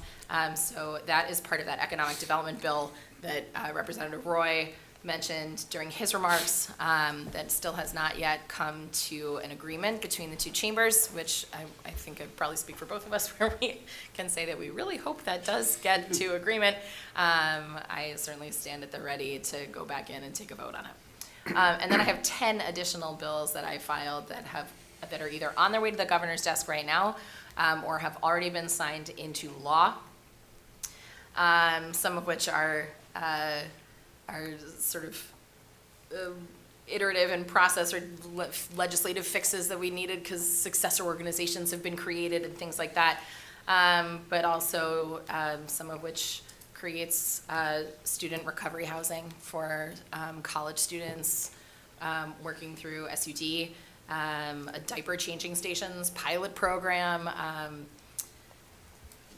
and electronic voting for condo boards, right? This is actually really important to implement a lot of the provisions that are in that the Homes Act that Representative Roy mentions, comprehensive housing legislation, and several bills that are in this composite maternal health legislation that was just, the conference report was just filed literally hours ago.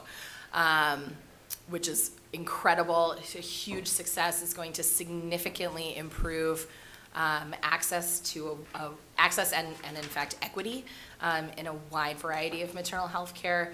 One of the central pillars, in fact the really big central pillar to that bill, to the package, is my bill to provide licensure for certified professional midwives. These are the midwives who provide birth care out of hospital settings.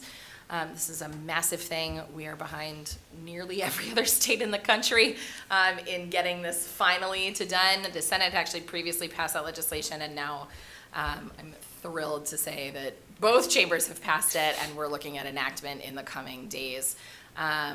Also included in that bill, in the comprehensive package, is a legislative piece to make pediatric care more accessible by just changing the way the insurance works from once every 12 months, which makes you later and later and later every time you have to cancel an appointment or reschedule, to once per calendar year. So it doesn't change the fiscal bottom line, it just makes it a lot easier for parents and caregivers to get their kids to the doctor.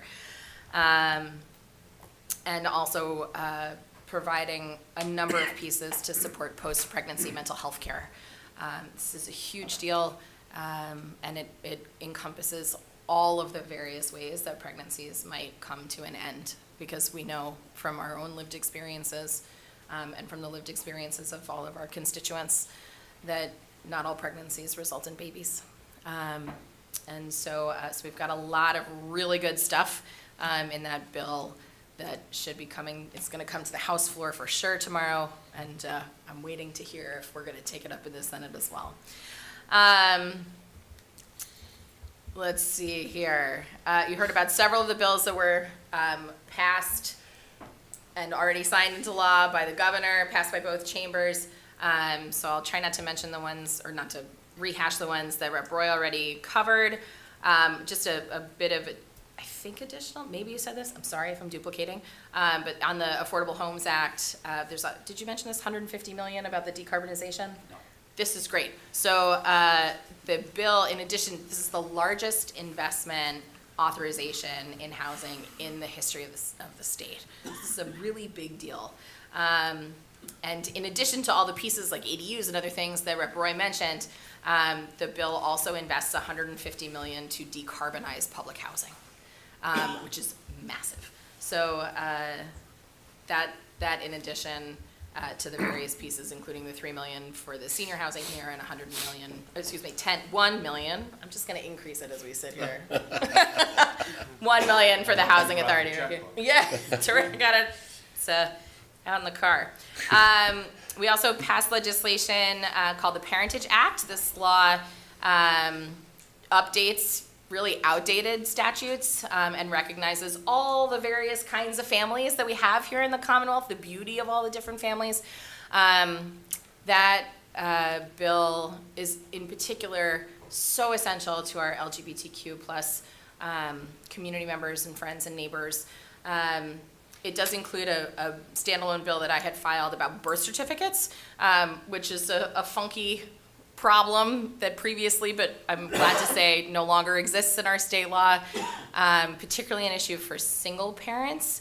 There was a piece of our law that said that birth certificates have to list biographical information about both parents.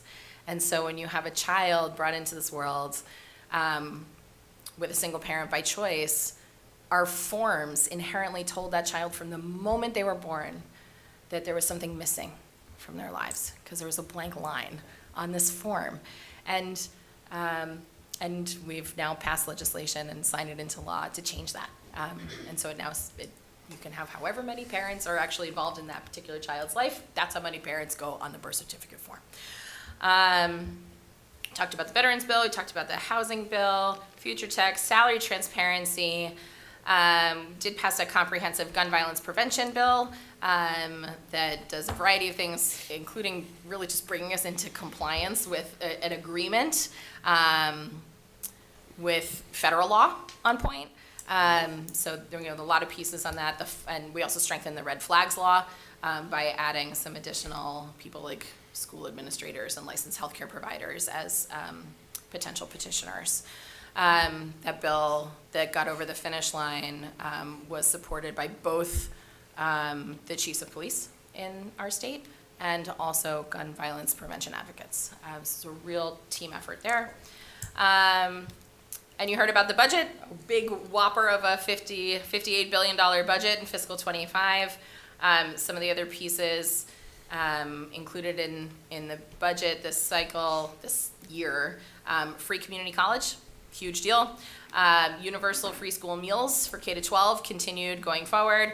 $475 million in C3 grants for early education providers. That is absolutely essential money to that sector and to parents across the state. You heard about the $104 per pupil increase in Chapter 70 funding, $194 million for veterans, which is up 11% from the previous year. You heard about the Genocide Education Trust Fund with a $3 million allocation. There are actually numerous pieces, and I know this is particularly important to so many people here in Franklin, about combating anti-Semitism, as we've seen such a stark rise in it since 10/7. So the Senate actually adopted really 4 distinct pieces that made it to the finish line. The governor's now signed into law, including the $3 million for the Genocide Education Trust Fund, an amendment that I actually crafted and filed to require the Executive Office of Public Safety and Security to prepare and issue a report on the state of hate in the Commonwealth. That's not limited to anti-Semitism, but all forms of hate, and not just those incidents that rise to a level of a hate crime, which is actually a very high threshold to meet. We really need to know about everything that's going on. And then there are a couple of outside sections that provide resources on anti-Semitism to schools and teachers, and also creating a special commission to combat anti-Semitism. That's in addition to $2.5 million on civics education, $1.8 million for suicide prevention and mental health services. That includes Hey Sam, the youth mental health text line, which I know many of you know about just by the heads shaking. $200,000 for the Women's History Center and Women's Hall of Fame. $125,000 for a Plastics Alternatives Small Business Pilot Program. That's a grant program for small businesses to make the shift away from plastics and toward more eco-friendly products. And you heard me mention earlier the diaper changing stations and the student recovery housing pilot programs. So those last few are some of my own statewide initiatives that I am proud to say got over the finish line. You heard about all of your funding, I think. I got a nice table here. Thanks to my amazing staff with all of your funding for Franklin for fiscal 22 all the way up through and including the current fiscal 25. But the grand totals for the town continue to increase every fiscal year. And we're proud to do that work on your behalf. And I won't go into all these details, but it's really been a pleasure to join you here in Franklin for so many wonderful events. We've hosted office hours at the senior center. We've got the Harvest Festival coming up, not next month, 2 months from now, right? October? September, next month, it is next month, right? The Safe Coalition Gala, we were just at Dean College not too long ago. And I will be doing another Fall Town Hall series also next month. And the last thing is to answer Councilor Pellegri's question earlier posed about early voting for young people. So if you are a person who is registered to vote but is not yet 18, the short answer to your question, Councilor, is don't cast your ballot until your birthday. You cannot vote until you achieve the age of 18. So if you cast a ballot before your birthday, even though we have vote by mail and early voting, it won't count, right? So it will be disqualified. So you have to wait. Good job registering to vote. Well done. If you haven't, you still can. I think we're still outside the registration period, even for the primary, which is coming up, and well outside the deadline for the general in November. So please do register to vote if you're going to turn 18 anytime between now and November 5th. So you can vote in that election, but don't cast your ballot until the birthday comes. I'm so glad you brought that up because there's many people that don't know that. Yeah, it's really important. Thank you for asking the question. And of course, happy to answer any other questions. Thank you very much for the informative updates on what's going on at the State House. Questions or comments from the council? Councilor Cormier Ledger. Wow, I get to go first? Yes, you do. Wow. Nice having a name beginning with C. Yeah, we wouldn't know anything about that. Ours sitting over here at the table. So thank you both for being here, and thank you both for everything that you do for Franklin. It's certainly no secret that we have great advocates at the State House, so thank you. I'm hoping you can kind of touch a little bit on three things, and I'll mention all three and then you can tackle it.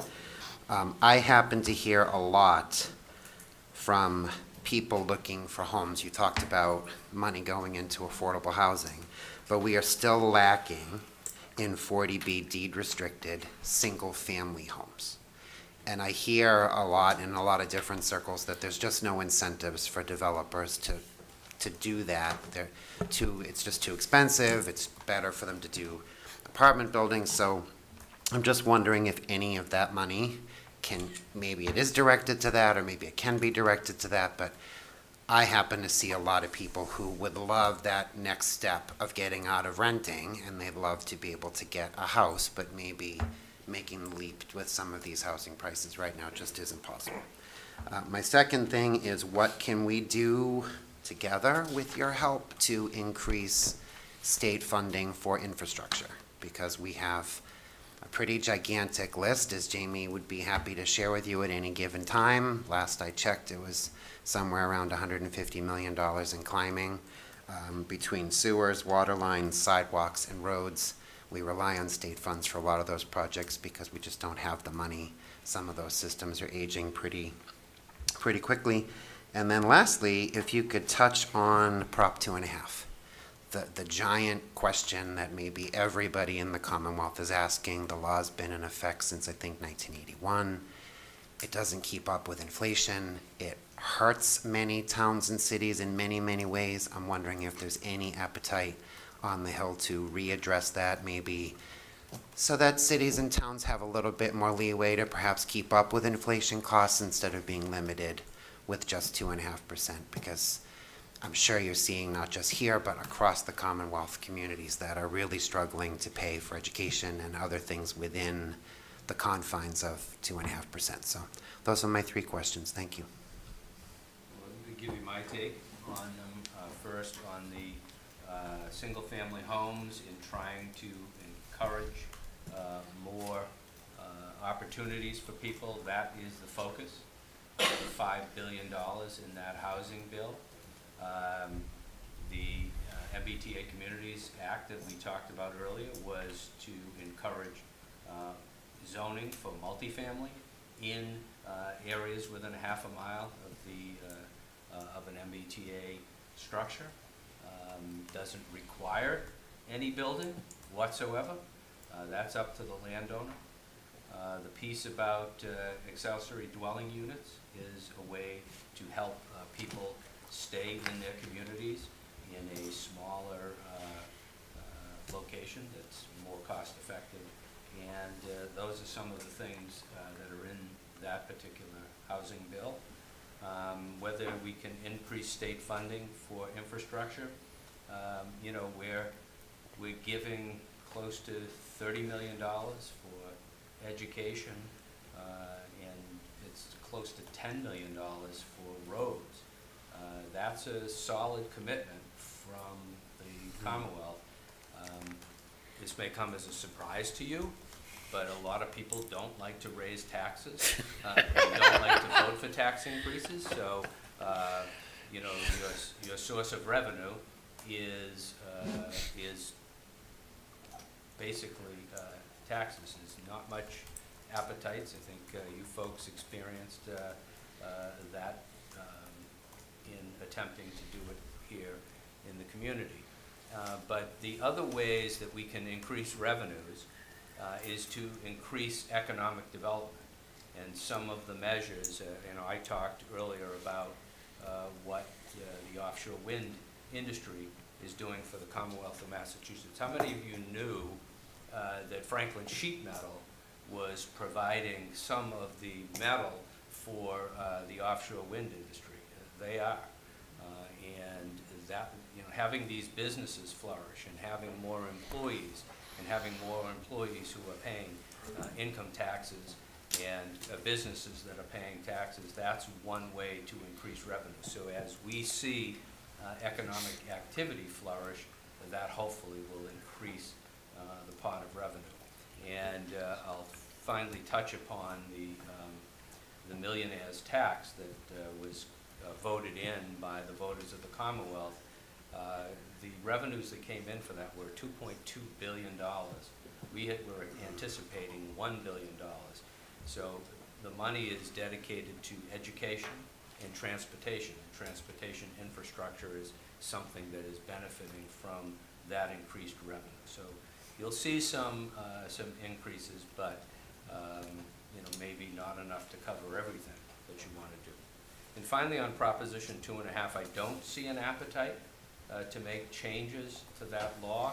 It was decided long ago by the voters of this Commonwealth that it should be decided by a popular vote of that community as to whether or not they wanted to spend more for services in their community. You know, we've passed one in this community back in, I believe it was 2007. It's not an easy prospect, but it can be done. And I think the only way you'll see a change would be to do a referendum again and send it back to the voters statewide to see if they want to change Proposition 2.5. So I'll leave it at that. Agree as to the last point, and also the first point, right, that the Homes Act provides significant bond authorization investments in first-time home buyers and has a number of specific provisions targeted directly to support first-time home buyers. I'd have to go back to, you know, check the language on any of the real nitty-gritty specifics. Happy to do that with you offline, Counselor. With regard to the state funding on infrastructure, I do just want, since I do have this handy table here that my staff crafted, just to kind of, even in a shaky revenue moment, right? I think we can all be real about this. State revenues have been down, you know, below benchmark for a number of months in the past fiscal year. Right? The governor made 9C cuts. Right? The forecasts going forward are not particularly, you know, sunshine and roses, shall we say. So, you know, we're in a belt tightening moment. That having been said, the money that the state has provided to Franklin has increased every single year for the last 4 years, right? Your unrestricted government aid was at $2.7 million in fiscal 22, 2.86 in fiscal 23, 2.95 in fiscal 24, and over $3 million in fiscal 25, right, this fiscal year. Your Chapter 70 money has gone up by just over $1 million over the last few years. That's just for Franklin District, right? The Tri-County Chapter 70 money has also gone up. Norfolk Aggie money has also gone up. Your Chapter 90 money has also gone up by a much smaller amount, but we're talking about much smaller dollars in the grand scheme of things. Right, so your total amounts, including all the bits and pieces, all the, specific earmark allocations that Jeff and I are able to get in for you, and get across the finish line, has increased from just slightly over $40 million in fiscal '22 to almost 42.5 this year, even in a shaky fiscal moment. So just wanted to provide those numbers by way of reference for everybody. Thank you. Any? Thank you. Councilor Chandler. Through you, Mr. Chairman. Hi, representatives. Thanks for all the resources you got us. We really appreciate that. And Senator Roush, thank you. Your office helped me out with a problem. Rep Roy, I have one for you coming up, so Excellent. I figured you would like that. Nothing I like more than problems. Solving problems. You did solve a problem, thank you. It wasn't in Franklin, that's why I went to her first, not you. Okay, so, look, honestly, not everybody's doing well right now. I mean, I'm gonna be honest with you, it's actually embarrassing to say, this is probably the worst economic year of my life. So I'm having some difficulty too. So a lot of people can't afford more taxes right now. And, look, the biggest issue I think we have is the schools. I mean, just what they need. And you've hammered it home. I was gonna ask you, like, what more could we do to get money, but you can say, there isn't any more. You got us the most we can get. And thank you, thank you. But, I look at the $58 billion budget, and did you just say there's another billion possibly splitting up? I did say that there was $2.2 billion that came in from the millionaire's tax, but that's incorporated in the. It's in that, okay. So it's, people see 58 billion and they just wish that we could get a little more money, but I think you need to tell us that the only answer is an override, probably. That's the only way the Franklin School's gonna get more money. It's not coming from the State House. We got what we're gonna get. I mentioned in my remarks that Franklin is a hold harmless community. Yeah. And what that means is that Franklin, under the formula, is getting more than it is entitled to under the formula. Right. But the community is not going to have to suffer for that. They will get on a path to get additional aid beyond the minimum number. Yeah. Once they achieve the foundation level that they're required to be at. But I don't know that that's gonna happen in my lifetime. Oh, okay. But, so you're looking at minimum, but keep in mind, the minimum increase last year was $30 per student, or 50. This year, we brought it up to 104 per student, so that was a significant increase. Yeah. And we appreciate that. And we're pushing, and we want to get the most that we possibly can for this community.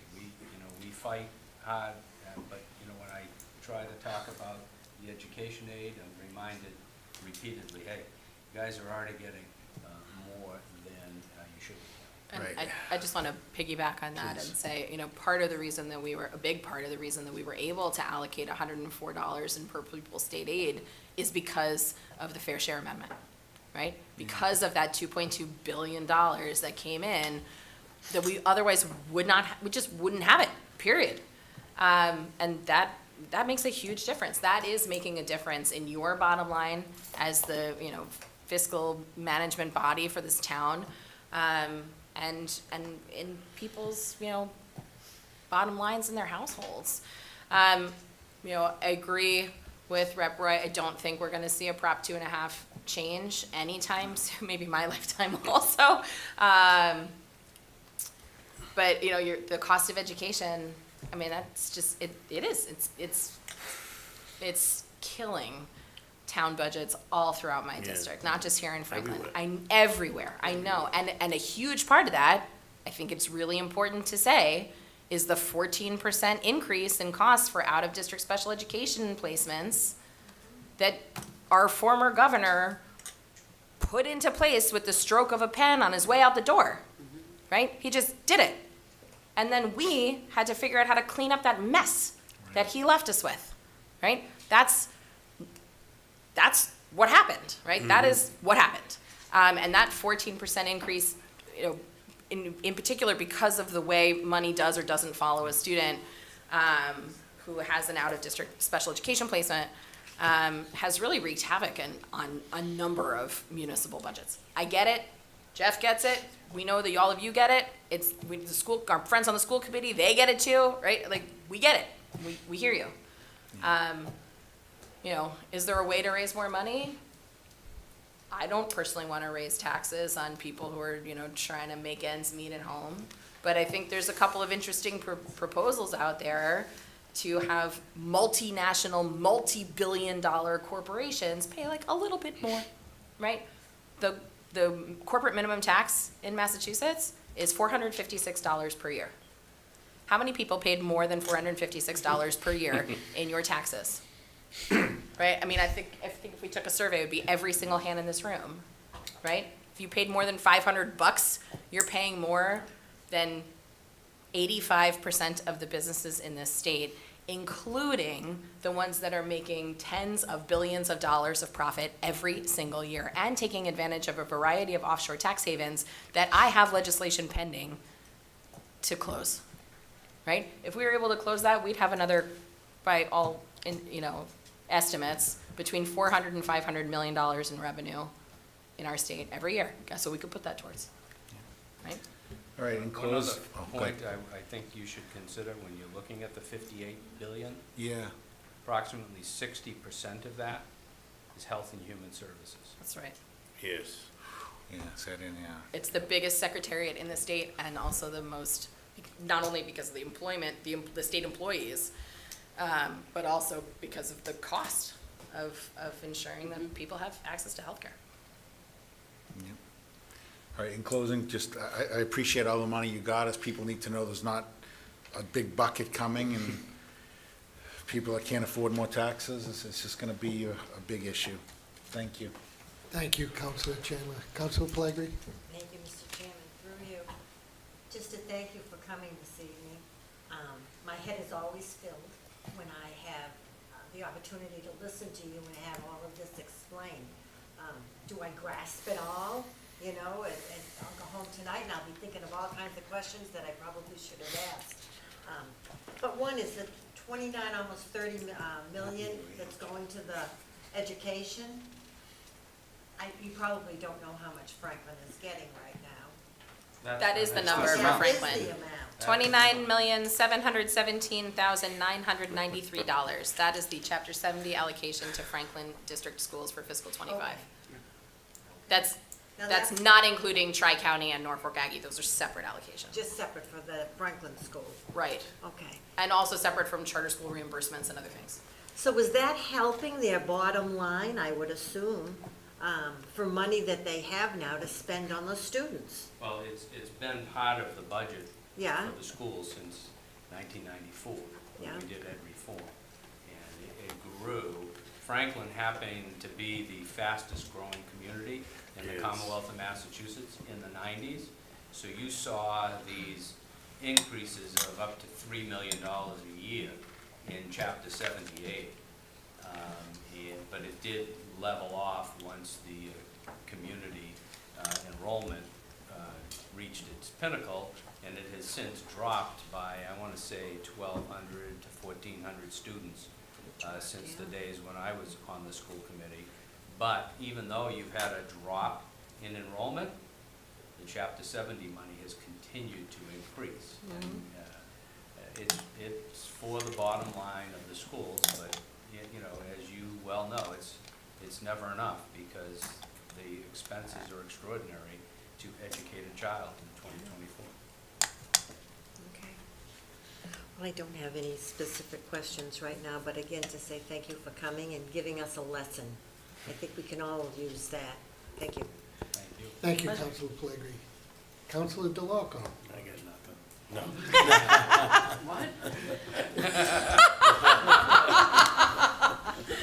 No, I want to thank you guys for coming, obviously. It's always good to see you guys come in. I do, Council Cormier Ledger and myself have talked about that 40B together for a long time. It is sad. What we have 200,000 people move out of Massachusetts last year. My kids are moving out. They can't afford it. It's just impossible for them to afford it. Even if, I would like to downsize to a smaller house, but why would I? Because I'm gonna be paying the same as my own house. I'd love to give my kids the I house. want you to give your kids the house and let them They're set up they're an gonna get it. accessory dwelling unit in the backyard. Yeah. Oh, that's what you would love. Yeah. It's called the doghouse. No, but I agree. Even if you could get 55 and older's affordable housing, and then we could turn like our houses over to young families, you know what I mean? That would be great too. But you guys do great work up at the State House. The gun bill right now, you passed it, but it's not in effect until October, right? Because the state police are not prepared to take on, you gotta qualify with the state police now. So, Yeah, I would have to check the specific. yeah, it was in effect right away, but then they had Right. to stop it. Yeah, I think there's some ramp up because- time. Because we get a lot of people applying for gun permits right now. Yeah. but- For some of the provisions in the bill. Yeah. Some of them took effect, I think, if memory serves, immediately. Yeah. But I think the pieces that you're talking about had a, what we Yeah, call a because they're sunrise just- date for Yeah, later. They're not prepared yet. They Yeah, they just have to got put those thrown later. onto them and they're not prepared. But on another note, outside of what you do up at the State House, there's other things you do. This afternoon, myself and Jeff Roy were in a home. I don't want to get into the problem they have, but it's a very serious problem. And they couldn't get it, they didn't know where to turn, so they called me, I called Jeff. We made an appointment. They feel a little better tonight. I think they're sleeping a little better tonight. Can we do anything? We don't know, but we're gonna try like hell. And I thank you for that, and they thank you for that, because that meant a lot to them. So that's the other part they do. That's just not what they do up at the State House. They're out in the community, they help the people that you don't even know. So I do thank you for that, and I thank you for all your work. As a reminder of the woman that we worked with when she lost her husband's pension. Oh, yeah. that was another one. We finally got that over the finish line, That too. required a bill. Right. That we actually had to file and get it through the House and Senate Yep. to the governor's desk. The appeals process for her to appeal to get her pension back was about 4 years. It's a sad state of affairs when you can get a piece of legislation done through the great and general court faster than you can get an appeal done. And there was no clear-cut answer as to whether she was going to get it. But there's a woman who was at risk Of losing losing her home. everything. And she's gonna be on the Everything. street. Everything. She was Right. really gonna be on the street. And she said to me, Jeff called her and said, the money's gonna be in the banking account at midnight. She said, I stayed up till midnight to check to make sure that that money went in there. And of course, she was crying and she gave us all big hugs. But that was another great story. That's another great story. Yeah, So, we got that one through real fast. Yeah. Thank you, Councilor DeLarco. Councilor Jones. Thank you, Mr. Chairman. I appreciate the time. Most of the important stuff's already been mentioned. Kudos to my fellow councils for bringing up some of the major topics of concern for the town of Franklin. If it were me, I'd put an invisible shield around Franklin and not really care about any of the other communities in the state of Massachusetts, because I represent the town of Franklin. That's all I care about, is how much can you get for us, what can you do for us, et cetera, et cetera. Schools obviously being the number one topic of issue. We've already talked about that at some length tonight. But of course, I wouldn't be doing my due diligence if I at least didn't hope that you could find the means to find us more funding to help our kids. I mean, that's important, and I know you hear it all the time. So I'm not going to beat that drum any more than I need to. You know, a lot of what you talked about tonight, especially the housing bill, I was thinking about poor Ed Augustus, the Secretary of Housing, and how much more work he's going to have. But hopefully we can, through the funds the community's going to get, we can try to meet some of the needs. He's making history. He's the first I was gonna say, Secretary of Housing, so he has no bar to match. It's all work for him. And I'm sure he'll do a great job Yeah. with that as well. Quick question. You had mentioned a number that corporations, 400 and something $456, that is the corporate minimum tax in Massachusetts. corporate minimum tax, okay. Just a curious question. As myself, a small business owner, and owning my own LLC, I have to file an annual report with the state secretary's office every single year. There's a $500 fee just for filing an annual report that I have to go on his website and Yep. update Yep. with a $20 convenience fee.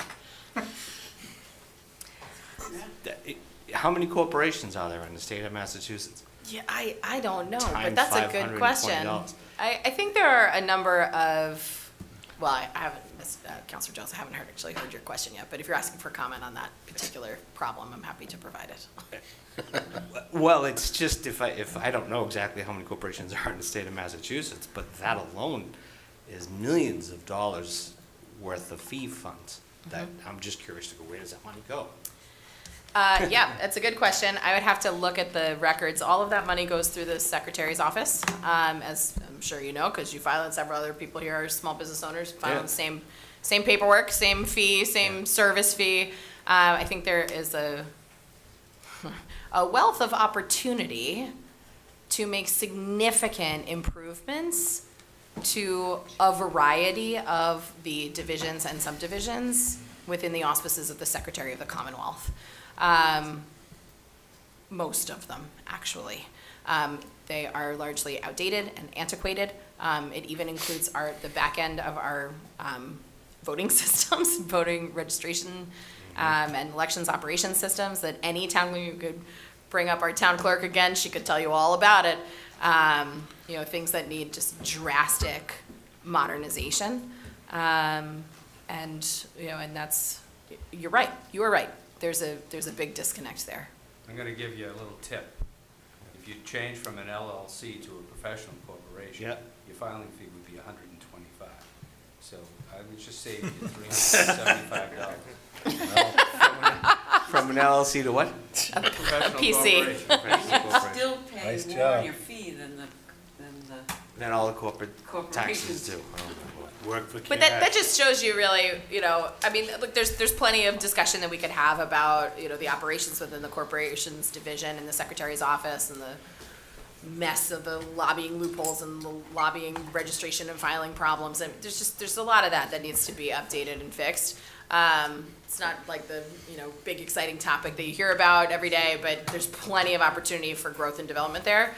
But what the point that really drives home to me is how ridiculous it is that we have this flat $456 tax rate for 85% of the businesses in the state pay the corporate minimum tax. Now, that's not to say some shouldn't pay $456. Some should.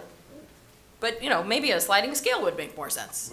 Right? Yeah. And certainly for companies, you know, multi-billion-dollar, multinational companies, yeah, I think they could probably pay a little bit more to help out our bottom line so that, you know, all the issues that literally every single one he was talking about, we could put a little more money into.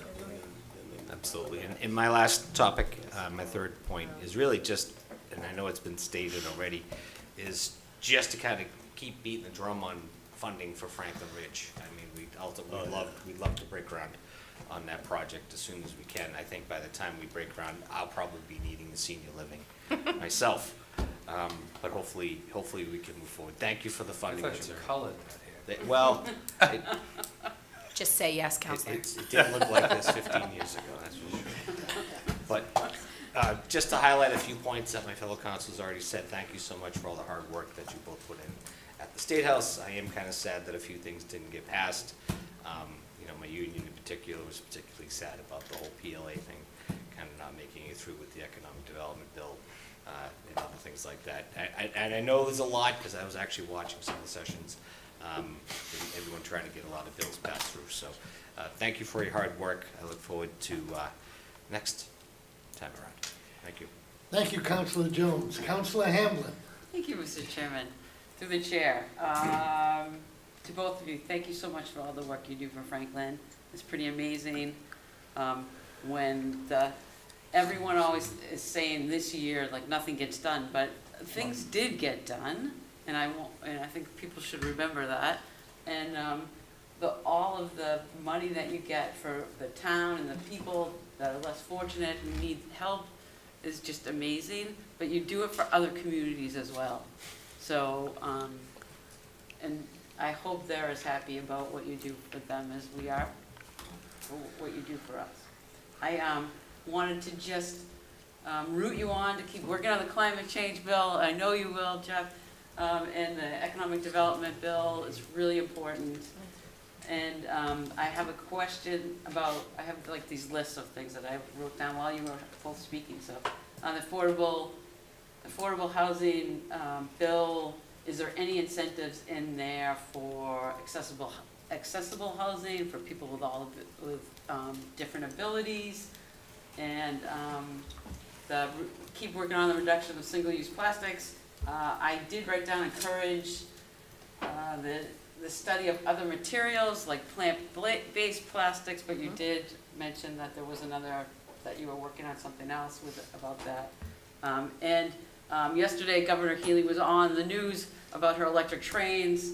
The Fairmont line is great, but we need it everywhere. So please continue to fight, or start to fight, for mass transit that works and is efficient. I mean, we're getting there, but we have to keep pushing it. And so thank you again. I apologize if you said something about accessible housing in that, if there was any incentives for that, but I didn't, if you could answer that, or yes or no. Yeah, I don't think we did. Yeah. I'll check it out. It's Okay. It's a 150-page bill. Yeah. And Yeah. I don't remember every detail. It's quite all right. Have one of your staff do it for you or something. Yeah, we can get back to you on that. I know that in the Senate debate, we did include provisions about not just affordable housing, but also accessible housing. I just don't off the cuff remember what those specifics are and which of those specifics made it into the final deal, Right. because neither of us was on the conference committee for that legislation. Right. That's right. And I did look at it before we enacted it and sent it to the governor, but I just, off the cuff, I just don't remember. And the decarbonization of that bill is just, I think that's wonderful for public housing, Yeah. because if that makes it less affordable for somebody to live there because they don't have a utility bill. Right. It's like even better. It's way more affordable than if you're not paying for electricity and heat and things like that. Right. And hopefully they'll put some air conditioning into some of the housing, because we know with climate change, everybody's gonna need it. And, but thank you for all the work you do. I really appreciate it. Franklin is a step ahead in putting heat pumps in the Mhm. Franklin Housing Authority as they change things over. So that provides not only heat, but air conditioning. Right. There was a pilot project that was done in Framingham that was using network geothermal Mhm. that is providing heat and air conditioning to Mass Bay Community College, the Framingham Housing Authority, a residential street, the fire department, and even a gas station, all being powered by these network geothermal wells, which is giving heating and air conditioning for every Framingham Housing Authority Mhm. resident. That's wonderful, right? And They're hopefully also- everything will work out okay, and we'll continue. It's a pilot project. Yeah. Yeah, there are a number of pilot projects ongoing about electrification as well. Yeah, great. In 10 communities, I think, Yeah. if memory serves. Yes. Yeah, I'll have to check, yeah. All right, thank you. Thank you, Mr. Chairman. Thank you, Councilor Hamblin. Councilor Frangillo. Yeah. My first advice would just be to listen to Councilor Hamblin. Why don't we just Done. stop there? Right, next. I'd particularly echo just a few of them because I won't have to say them all again, but particularly echoing, continuing to work on particularly the siting and permitting around energy so that we can have enough power to have air conditioning and all the units that are going to need it. And another echo of just our gratitude for passing the housing bond bill as a priority. And then one thing I was going to leave you with for, where I think the state legislature continues to fall short, if I had to point a finger, would be on regional transportation and public transportation. And so the funding of the rail lines, the modernization of the rail lines, electrification, double tracking, so that we can actually increase the frequency, the speed, and the reliability of our commuter rail, as well as increasing funding, which there still was a lot of increased funding, but continuing to increase funding for regional transit authorities that change the way that people can move around and afford to live in places like Franklin. Those would be the big things, but my biggest thing would just be gratitude for you all. We have just arguably the most accessible and present legislative delegation of any community. I thank you all for, I thank you both for just being so present and available and showing up to small events, and I just always know that I have your ear, so that's really helpful. On the double tracking piece, because you were in the office, so you knew what a priority that was for us to get that done. If you look from Main Street in Franklin and you look down the tracks towards Boston, you'll see two sets of tracks coming in just before Franklin Station. That did not exist 2 years ago. No. And that's there. It's not running yet. There's still another section in the Norfolk Walpole area that needs to be completed, and they have some other testing that has to be done. But once that's up and running, I'd expect that line to be a lot more reliable and getting people in and out. Hopefully they'll even introduce some express lines from Franklin in. But we stay on the T constantly. And another piece that is going to happen is going to be an accessible ramp constructed at the Franklin Dean Station. Some of the folks from the Rise Up group here in Franklin raised that as an issue. We raised it as an issue with the MBTA, and they're coming through. As a matter of fact, I took the train today, and the area is fenced off, and there is a backhoe in there ready to do the construction. So thank you for that. I want to just pick up on the RTA piece. The Senate actually included, I think overall in the budget, this is the biggest allocation in any fiscal year for the RTAs throughout the state, across the board. So we are making historic investments in RTAs. The Senate actually, this is a piece that I personally pushed through, so I wanted to make sure to mention it, especially because you raised it. The Senate included a $10 million allocation specifically for RTAs to address interoperability, right? And this is something that, especially with a district as big and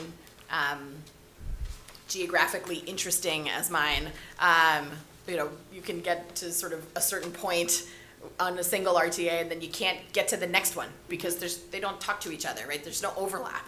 And this is a huge problem, right? Like with people who, have healthcare down at Sturdy Hospital, for example, in Attleboro, but live just to the north of here in Norfolk and can't get to the hospital because the RTAs don't talk to each other. So there's $10 million that the Senate adopted to specifically address that particular problem. So we continue to both make investments and also innovate and try to spur that innovation. Awesome. Thank you. Yeah. Thank you, Councilor Frangillo. Councilor Sheridan. Yeah, I just want to say thank you for all you do. All this great, exciting stuff. I didn't know about the Franklin sheet metal. That's exciting news. Are they the ones located down near Union Street? Cottage. Cottage Street, yep. And also, like exciting news about the second track, I did not realize that. So eventually that'll be 2 bays? That's great. Thank you for everything. Thank you, Councilor Sheridan. Everybody has asked Yeah. my questions. Oh, I thought you were gonna have a half hour. No, I do have one concern that I have, that as we move forward, I keep hearing about the Chapter 70 formula being addressed or readdressed, and my concern is the hold harmless status that we have currently. And if that goes away, we're in deep trouble. I can tell you it won't go away while I'm there. Music to my ears. Thank you. That's so important to us right now, because if that ever disappeared, we're in trouble. Up the creek. Yeah, for sure. Only $11 million. That's all. I'm moving. We You're lose already that. moving, you're moving to the backyard. In the Are there- doghouse. Are there any questions in council chambers? I'll give you an opportunity. Please, Frank, come forward. Name and address, please. I hope you don't mind that I sit next to you. Yeah.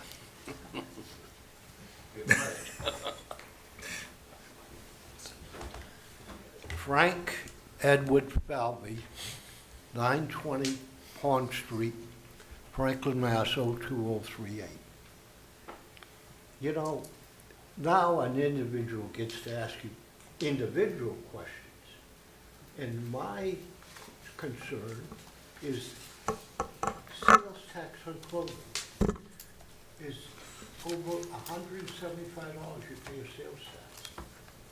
That hasn't changed in years. So the value has gone down. The deduction, the standard deduction on the estate income form, I don't know how long that's been that it hasn't changed. And if you invest in state banks, up to $200 in dividends or interest that you get from state banks, you can deduct on your taxes. State banks help the economic development of communities. I hear one of your legislators wants to do away with it because he wants the $4 million to go for revenue. That $200 should be increased to like $700, $1,000. It should be significantly increased to have people transfer money from outside banks to local banks that are supporting their communities. $2.7 billion, you said, came in from raising. 2.2. $2.2 billion came in because you raised the wealth tax. And if I understand, that went from transportation and education. Just clarify. Yeah. We did not increase the wealth tax. That was the voters of the Commonwealth of Massachusetts who made that decision. Fine. I wasn't a legislator. All right. Right. But what I want to point out is this stupid interchange project on 495 in the Mass Pike. I understand it's costing around $500 million. Gotta be. Someone, in setting priorities, in my opinion, has blown $500 million that could have been used elsewhere. Thank you. We need it. We need it.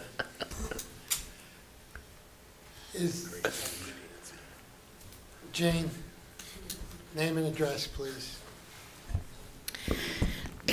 Jane Calloway Tripp, 607 Maple Street. I have a couple of questions. Either one can answer through the chair. Right now, in our state, in our town, We have people that are facing unemployment, struggling financially to make ends meet. The cost of food has skyrocketed. The only place personally in my budget that I can cut to pay any of the increases that are coming is a food budget. That's the only place left to cut, because everything else is done. There's no going out, there's no vacations, there's no anything. And I'm at a point where I shop every 2 weeks for a family of 5, because that is what I can afford.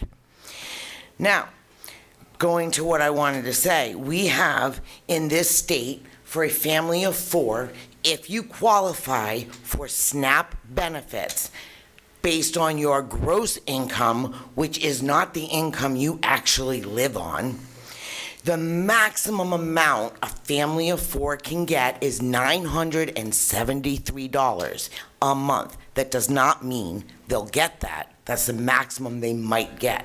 However, the people, the migrant families that are living in this hotel are getting roughly $8,064 a month for a family of 4 in food vouchers. That's $7,091 more a month for a family of 4 can get, who are citizens, on SNAP. Mind you, our taxes pay for all of it. Now, our town administrator has updated us as much as he can with the information that he has, and I appreciate that. However, we have not been updated with the migrant situation in this town. Our taxes are coming from state and federal. All these grants are our tax money that is being held over our heads if we don't follow the mandates that the state and federal government say that we must follow, the unfunded mandates, which is also damaging our school system. They could release those and we might be okay on our budget. The people who are paying all these taxes and trying to pay their rents and their mortgage and their food and all that stuff get literally no assistance or bare minimum, yet our taxes in millions of dollars are going to fund these people. We didn't get a choice. We didn't get a vote. I don't really know how much we're learning. That hotel gave us hotel tax. It also should have been giving us property taxes. How much of they're using our fire and emergency system? Who's paying for those bills? Because I know I had to pay for mine if I call 911. I also have to, or my insurance too. Who's paying for theirs? If you tell me it's the state and federal government, then it's us. We are funding them 150%, and we are drowning. There is a problem with that. If you represent the people in this town and in this state, then you start representing us and not everybody else. Because we're the ones that are funding this entire country. Thank you. I didn't hear a question, so. I want to just. Sure, go ahead. Thank you, Mr. Chair. First of all, for anyone who is having difficulty making ends meet or accessing SNAP or WIC or any of the other benefits and supports that our state government provides, please reach out. If you're having difficulty making ends meet and you may qualify for one of these programs, and if you're having difficulty managing that application process, let us know. We have staff that can help with those processes. And we do that. That's part of what we do. Like Councilor DeLorco was saying earlier, this is part of what we do. And Councilor Jen, several of you have mentioned this.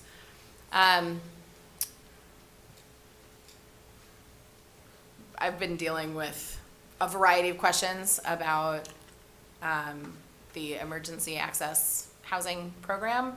I just want to clarify some facts, particularly about medical services. This is something I asked as well. The utilization rates for ambulance services pretty much across the board is next to nothing from these locations, right? It's tiny. So I just want to clarify the record on that. Thanks, Mr. Chair. Is there anyone else? Just come forward up to the mic, please. Questions only or brief comments? Question. It's really questions that I'm looking for. Go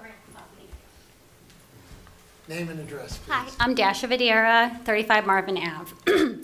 I have two particular questions. I'm very thankful, State Rep Roy, that you mentioned in regards to offshore wind. I had an opportunity to look at your OCPF findings, and a lot of your OCPF findings actually come from out of state.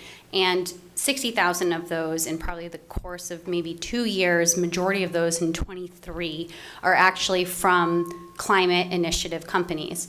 4,000 of those are actually from the Vineyard Wind Company. The parent company, I think it's called Anbid. Obviously, we had a dramatic situation that happened in Nantucket, and unfortunately, the debris from that has rippled all over the place in Cape Cod, and it's gone all the way as close to Little Compton in Rhode Island. So as we are talking about being more environmentally friendly, the reality is what I've come to learn, not only just with Franklin, with our state, with our country, we make plans with no thought process of potential ripple effects, and then we're stuck picking up all the pieces. And literally in this particular situation, we are literally picking up the pieces. So knowing that a lot of your funds are coming from out of state, and 21, 22, 23, moving forward with certain projects, and now seeing the projects fail, give me great concern for the movement of this green energy and some of the integrity of the choices that you also have made. So my question to you is, what are you going to do about the cleanup? Because I guarantee wholeheartedly there will be more issues that come with the wind turbines. Also to the marine life, they work off of vibrations. It's how they communicate amongst each other in the ocean.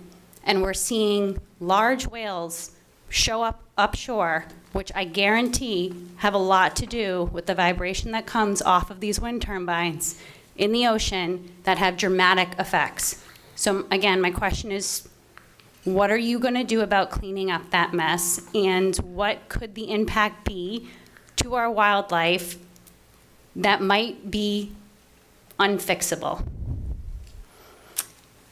I have another, it's not for you, but it's for her, but go ahead. So, first of all, the blade that broke on that particular turbine was a result of a manufacturing defect in the factory. So that isolated, they didn't use enough glue to keep that particular blade intact. So the federal government has rules and regulations for what will happen in those circumstances. They shut down the operation completely, and they're forcing the company, it's GE, is manufactured the blades. And they own those blades until the project is turned over to the developer. The developer is Vineyard Wind and Avangrid. They don't own the blades at this point. It's GE. So GE is taking custody of that blade to determine exactly what happened. And the preliminary finding is it wasn't manufactured properly. So the federal government has required them to inspect every single blade on the approximately 25 turbines that are up right now. And they will not allow them to turn them back on until all of those blades have been certified that they are intact and do not contain the same manufacturing defect of the blade that fell. In terms of the impact of that blade and the debris going, GE owns the pickup and cleanup of all of that debris. They have crews out there every single day doing it. They're even going to retrieve the piece of the blade that's on the ocean floor. They are required to remove that and clean up this. I will say that I've heard it called a catastrophe or a disaster that this blade fell into the ocean. I will suggest to you that it's an inconvenience that that blade fell into the ocean and that debris landed on a beach, and that for a day or so, people in Nantucket could not use that beach. That's an inconvenience. What the disaster is are the houses and the lives that are being destroyed by rising sea levels.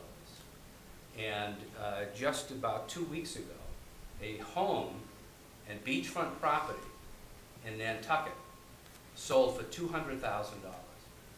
It sold for $200,000 because the owners and the buyers knew that within a year, that wasn't going to be there.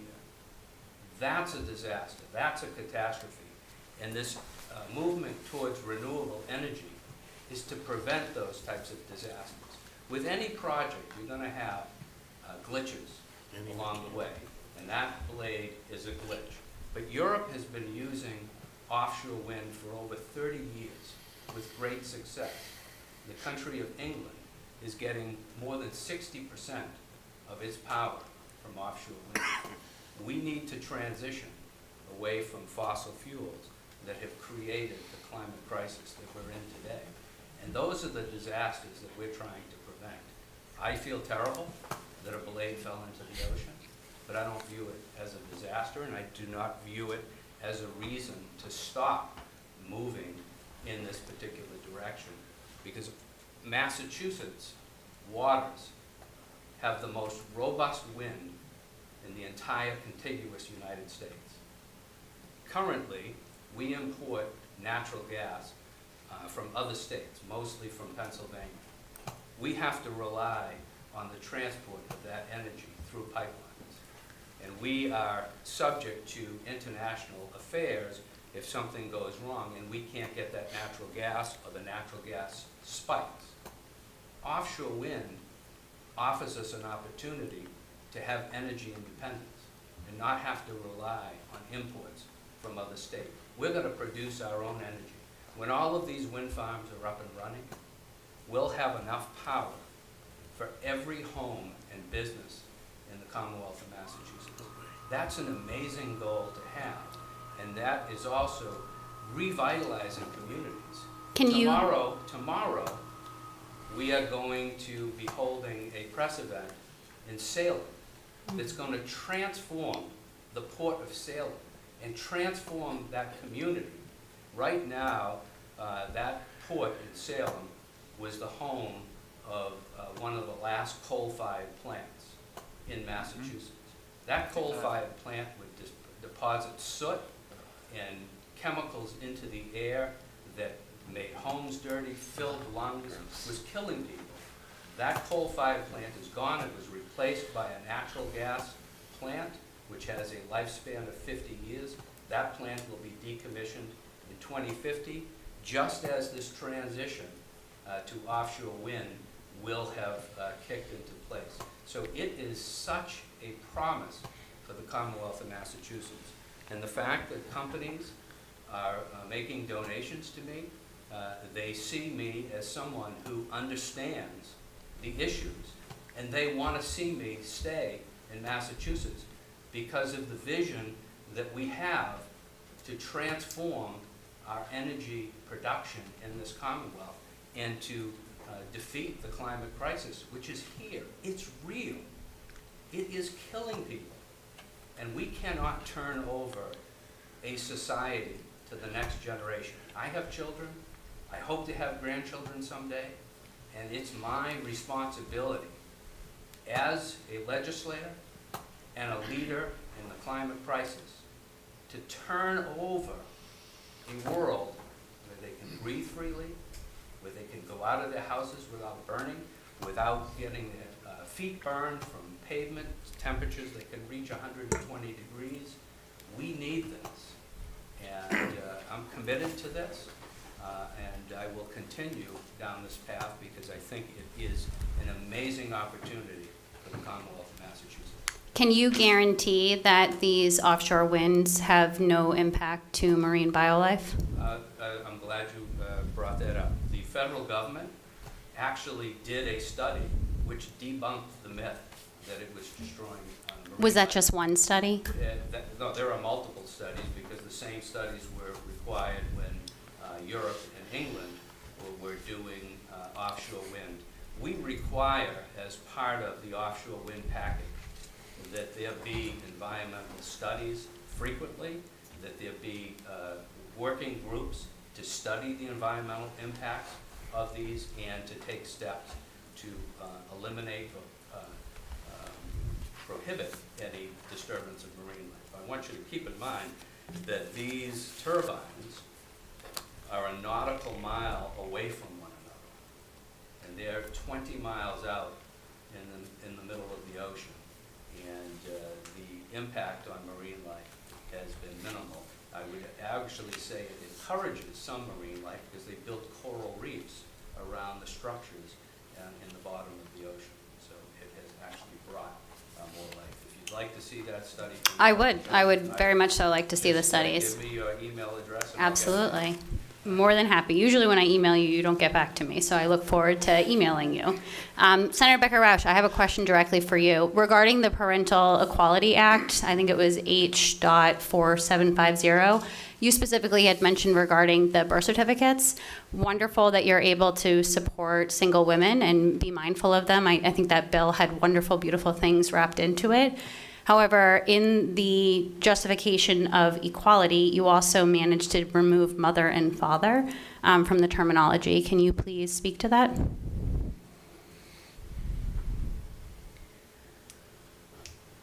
Thank you, Mr. Chair. Happy to address the question.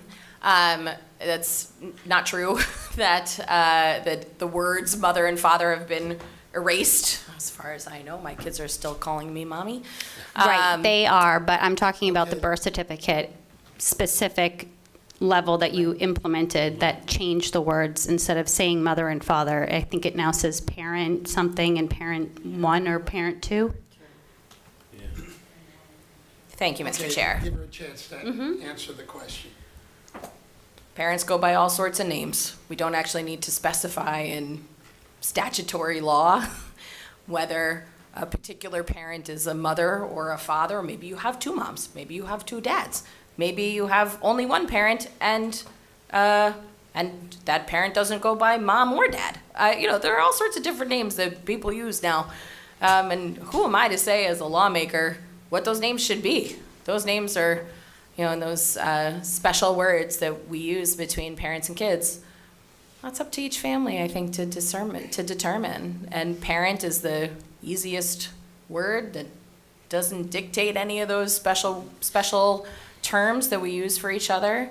My kids call my mother or grandmother Minna. I've never heard anybody else use that name, but my oldest was trying to say grandma and it came out Minna and it stuck. And so, I don't have any, I have no input as to what particular families are using for kids to refer to their parents.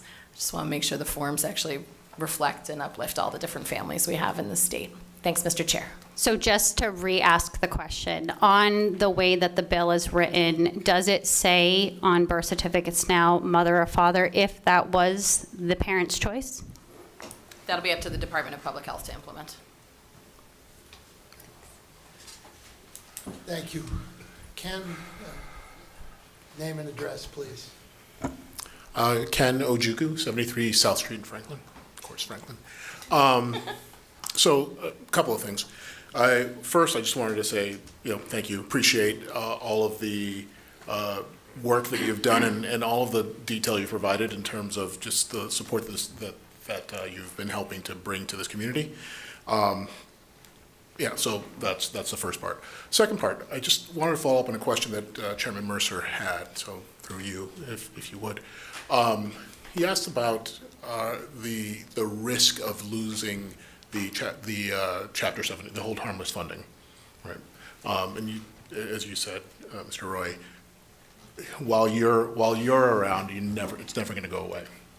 I appreciate that. My concern is, I never thought it was going to go away, but what about decreasing? What about if they look at the formula? What's the risk of that truly impacting what we have, what we're getting today? Does that make sense? Sure, and I haven't seen the latest analysis, but the school committee usually does a presentation of the amount of money that the hold harmless provides, and it's in the several millions of dollars that the resulting impact would be. Franklin's not alone in that, so there would be an army of legislators that are out there saying, no, you can't get rid of the hold harmless piece. So I wouldn't be standing there alone at the schoolhouse gate I'll be with with my you, hand Jeff. up. Yeah. I meant that rhetorically. Of course. Because it's a huge issue for many communities in the Commonwealth of Massachusetts. And the hold harmless was there to allow us to make some changes to the formula, to make it more equitable, but also to acknowledge that we didn't want to cripple communities who had benefited from it. If I could follow that up, I hear all of that, and that makes sense. That my concern is more that with a formula change, at least as I understand it, Franklin receives, as you said, more than its fair share, historically, and is one of the larger receivers in the state. So with a change in the formula, there's the risk that some of what Franklin currently gets is going to go elsewhere because they may need more. That's really my, the concern that I can see is an adjustment. That would only come up if we were talking about reforming the formula. If changing the formula. Okay. So that's a debate that I think is not going to come back anytime soon. It's good to hear. Thank you. Appreciate it. Thank you, Ken. Is there anyone else in council chambers? Anyone else out in Zoom land? One. I guess we Can't have read it, one. though. Megan Benson. Megan Benson.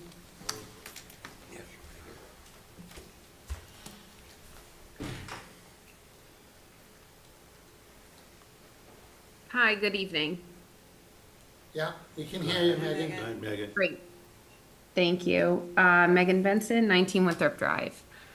So I do have a few questions about the current migrant situation. Representative Roy, as you might recall, I did email you 3 weeks ago asking these questions. But I did hear yesterday that you're still working on getting these answers. So Senator Roush, I'm wondering if you happen to know. I'll outline these questions and then perhaps you're able to answer. The first one, does the latest 5-day stay limit for certain shelters apply to the old Best Western in Franklin? I'm assuming it doesn't, but want to confirm. Second, do you know if the current contract between the state and the Franklin shelter that was slated to expire on June 30th has officially been extended? And if so, is there a new contract end date? Third, have the folks who have been staying at the shelter in Franklin been granted a new 9-month occupancy, or would a previous 9-month stay apply and those folks would now have to apply for one of the 90-day extensions? And then finally, this is just a new question for you, Senator Roush, just based on your most recent comment tonight about medical calls to these shelters. Do you know specifically that it has not cost Franklin anything above and beyond for calls to this shelter? Or were you speaking kind of as a whole blanket statement for, towns in general that have these shelters? Well, let me save Senator Roush on the questions because she probably never heard them before tonight. I was keeping track. Go ahead. Yeah, but as luck would have it for you, Megan, the answers came in from the administration at 2:11 p.m. This afternoon. Oh, great. And the secret for us sometimes getting answers when the administration is not terribly forthright for us is to CC the representative or senator on the email, and they tend to get back a little quicker. So we did follow up yesterday and this is the information on question number 1. The 5-day limit only applies to families in pre-shelter sites, not long-term shelter sites like Franklin. Question number 2, the contract has been extended by 1 year. New contract dates are July 1st, 2024 to June 30, 2025. And your third question was 9-month stay, length of stay requirements are retroactive, meaning that each family's length of stay began when they entered the emergency shelter.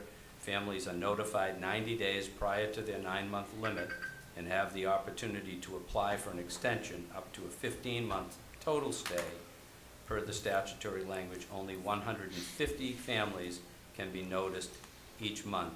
And there's a link for you to get more details on this, and you'll be getting this email from our folks tomorrow. But since you are on tonight and I have these answers here, wanted to share them with you. Terrific. Okay. I'll follow up as to the ambulance costs. I would actually defer to the members of the council as to whether there have been any particular, increase in ambulance or 911 costs with regard to this particular site. Across the state generally, the usage has been extremely low based on the information I've received from the administration, and the administration is implementing the EA system. Okay, thank you both. I appreciate that. Rep Roy, just to kind of circle back, I obviously was just listening. I'm not reading what you had said, and I kind of interpret things better once I'm reading it. But that third point there, wondering about folks who have been staying in this shelter. A lot of them have been here, enrolled in school, things like that. So would that extension, would they be applying for an extension now? Or is that, how would that work? I'm trying to think of, in terms of the school enrollment, new population that might be coming into the shelter, how will that affect, those being displaced? Will that fall on local resources in terms of, other, nonprofits that have been helping out, chipping in? Just if you have an idea of what that situation might look like. They can apply for an extension after 90 days, up to 150-day stay.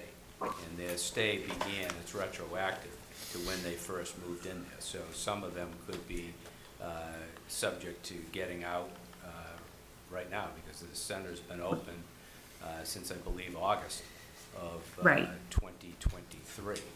So I'm going to send you that email with those answers just as I laid out, so you'll have an opportunity to read it, and feel free to reach back out and know that we're not, the legislature is not administering this program. We're putting goalposts on the program and requesting information from the governor's office, but it's difficult getting that information out, and they give us more general information, and we have to keep probing to get it. If you read, I think it's today's Globe had a whole story on how difficult it is to get that information, but we push, and eventually we get it. Okay, and I think that the general concern is that no one seems to have information, right? The information doesn't get pushed down to the local level. It doesn't come, from state senators, state reps necessarily. So it's kind of like, if these stay limits are expired, if these people are being pushed out of the shelters, where would they go? What help is needed? What, community resources kind of need to be kicked into gear, things like that. So that's, I think, any information that either of you have about this situation. It's obviously very dynamic. It's constantly evolving. I understand that. I think everybody understands it's hard to get information, but it's a community that is impacted by this no matter what. No matter what anybody wants to say, there are impacts. And I think it is really important to be as transparent as possible. There are other state reps that I think we've seen that transparency, that communication, the constant kind of, this is what's going on, this is what we're working on, these are the questions we're asking. So I just personally think that is really important and would be very helpful.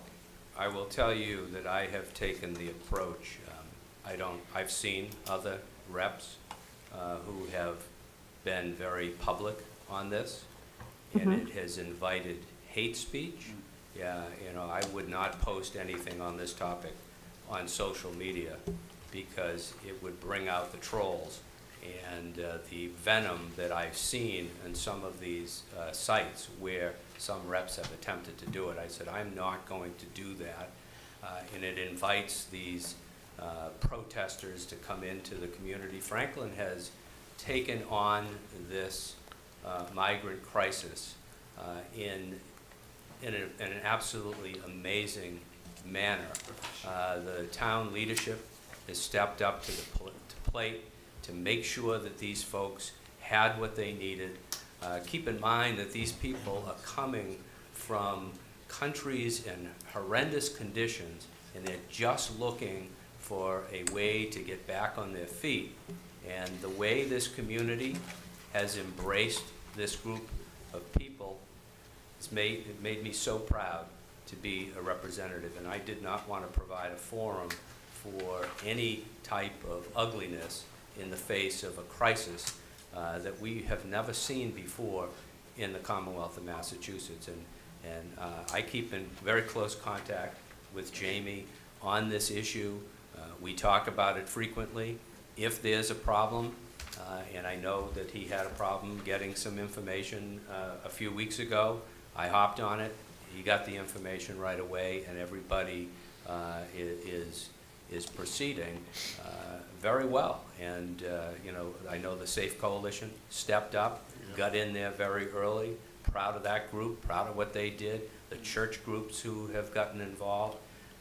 You know, this is a crisis that we haven't seen, and this community ought to be proud of the way it has handled this issue, and I'll leave it at that. Yeah, and I do think that is, I understand what you're saying, and I think it's very important to kind of strike that balance, right, between creating an atmosphere for people to, you know, maybe social media is not the proper place, but also there is something to be said about informing constituents. When it is your town, this is what's going on, this shelter is right here, people live right next door, there's daycares right there.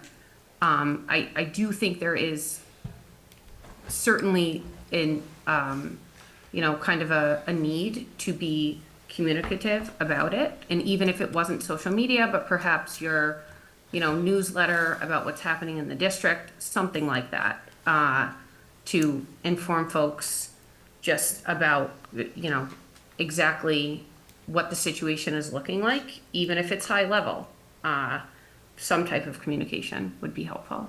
The balance I have struck is to respond to folks who have reached out to me, and I will share with you that only a handful of people have reached out to me with questions, calling into question what is happening here.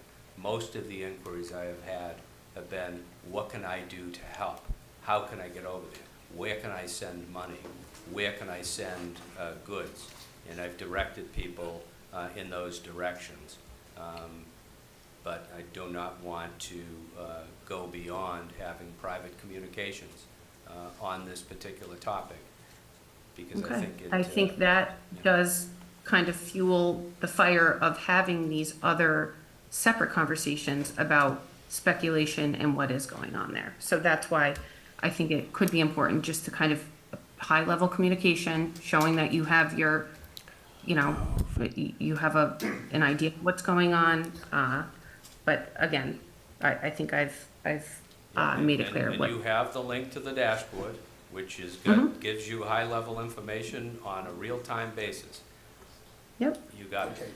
I just want to echo these comments from Representative Roy, that the administration is the entity that is implementing this program. It's not actually ours to run. And we have provided goalposts, guideposts, a step-down funding approach. You know, we've done those pieces that are squarely within the legislative realm and within the legislative lane. The administration has a number of pieces that are available right on the website that can be looked at anytime, any day.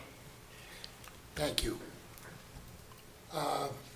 In closing, I just want to say thank you, like every other counselor and everybody here this evening. Thank you so much for being here, and thank you for all you do for us. Yeah.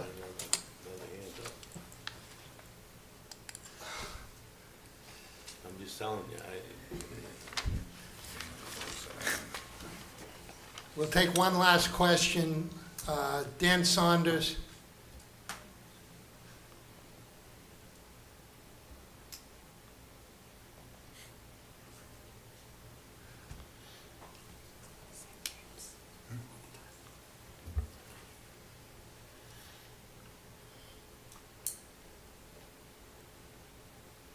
Dan, are you there?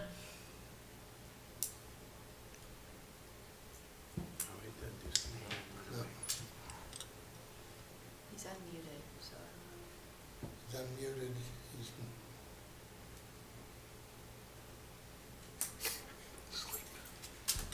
Okay, we're gonna move on. He's been unmuted and he can't hear us, or we can't hear him, one or the other. Not quite sure which. Amy, there's a chat. Did you read the chat? No, that's not it. Okay. And the hand appears to be down. Yeah. Yeah, and his hand is down. Maybe it was a mistake. Okay. Again, thank you for coming this evening. Thank you for fielding questions from the council. I think it's been certainly very informative for all of us, and I'm sure for the people at home. One little piece that hasn't been mentioned tonight that I think is very important, and that is both of your accessibility to us. And I thank you for that. I know I can pick up the phone, I can call Jeff's office, I can call Senator Roush's office, and I get responses immediately. And I know that's the same for everyone else sitting here. So we really do appreciate that accessibility that you've shown for us. So thank you. Thank you, Mr. Chair. Thank you, and appreciate your constant support and collaboration. Yeah, it's a pleasure to work with all of you. Thank you. Okay. Thanks, everyone. Thank you. Thank you. Thank you. Okay, we have one other visitor this evening, and he has sat here for a very long time. Norfolk Registry of Deeds. I didn't see him, and I was like, oh, I don't think he's here. He'll be here a while. We warmed them up. You did a great job. Don't worry, it'll be a quick. I'll be real quick. I don't know the protocol. I have two folders That's for fine. each of you. Sure. Again, Bill O'Donnell, I'm on the Norfolk Register of Deeds. The green folder is more legal information, homestead. The black folder. I already got mine. The black folder is actually. I'm in trouble with Councilor DeLuca. Already. That doesn't take much. Again, Bill O'Donnell, Norfolk Register of Deeds. The black folder actually has 3 booklets that we published. It ties the deeds into notable historical people, such as Mr. Dean and things like that. You might be interested. The We Remember Our Veterans booklet, I thought it was very interesting.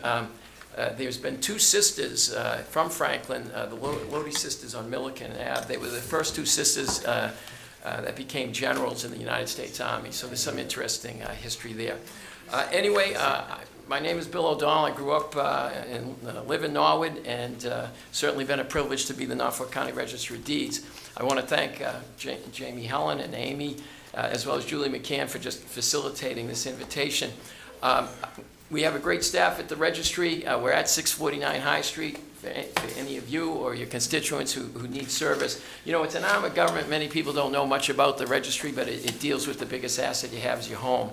So if you want information, and you can see it in the green folder on the homestead, which protects your home, people can go to our registry website at www.norfolkdeeds.org.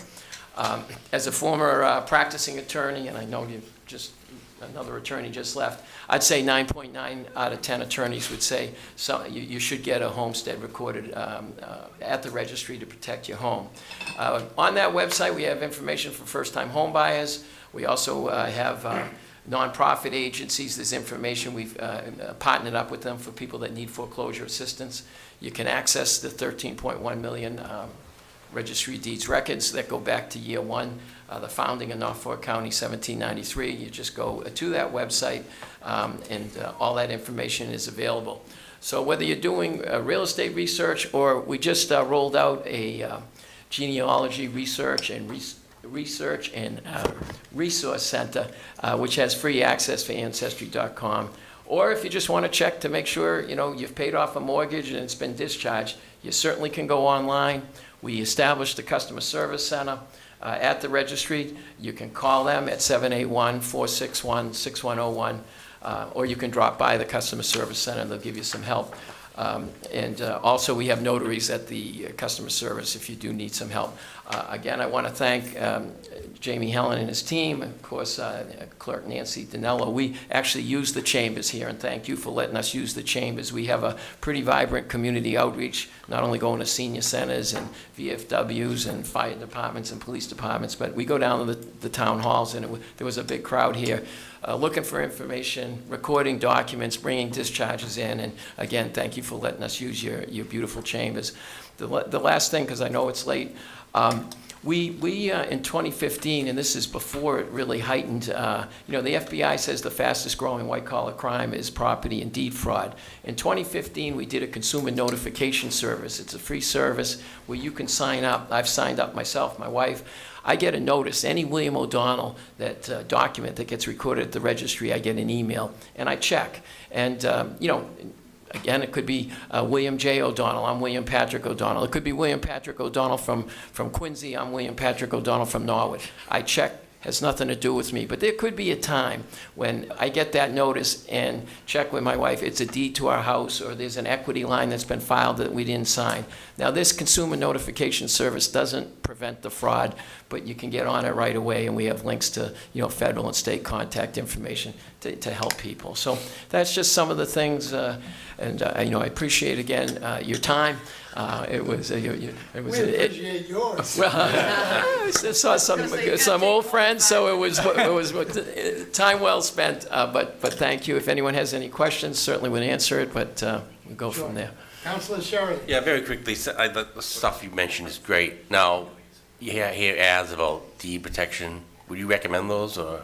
Well, again, we put this in long before those ads, but you see it more on TV. Yeah. What I say, they're certainly selling a service, but you can see why people buy it, because they have ex-FBI agents. They even have the criminals on it. I know. We haven't seen it here in Norfolk County, but it's happened in California. It's happened in Illinois. It's happened in Philadelphia. It's only a matter of time. So we just make this available as a free service. I can see why people, they're paying good money to have it monitored, and I can see why. The biggest asset you have is your home. But it sounds like if you just do for free through you, it's just. For Norfolk County. And other registries, you know, there's 21 registries in Massachusetts. We're the second largest and second busiest, and other registries are doing it. But, great. Thank you. Yeah, Okay. thank you. Thank you, Councilor Sherman. Any other Councilor Jones? Just a comment. Sir, thank you for your patience tonight. Oh. Really, truly. I will admit that myself, just as an observer, you do a great job advertising and helping out the community. I see a lot of information come out of your office in regards to a bunch of various different things, and I want to thank you and your office for doing such a great job of getting out the message. Yeah, thank you, Councilor. Thank you very much. It's a pleasure. Councilor DeLoco? Thank you, Mr. Chairman, to you. I just want to, we talked about accessibility with Senator Roush and Representative Roy, and I just want to, Registry O'Donnell's always been, he's just a phone call away, so I thank him for that. He does a great job, and he's easy to get a hold of in case you need anything. So I just wanted to bring that up. Thank you, Councilor. Councilor Cormier Ledger.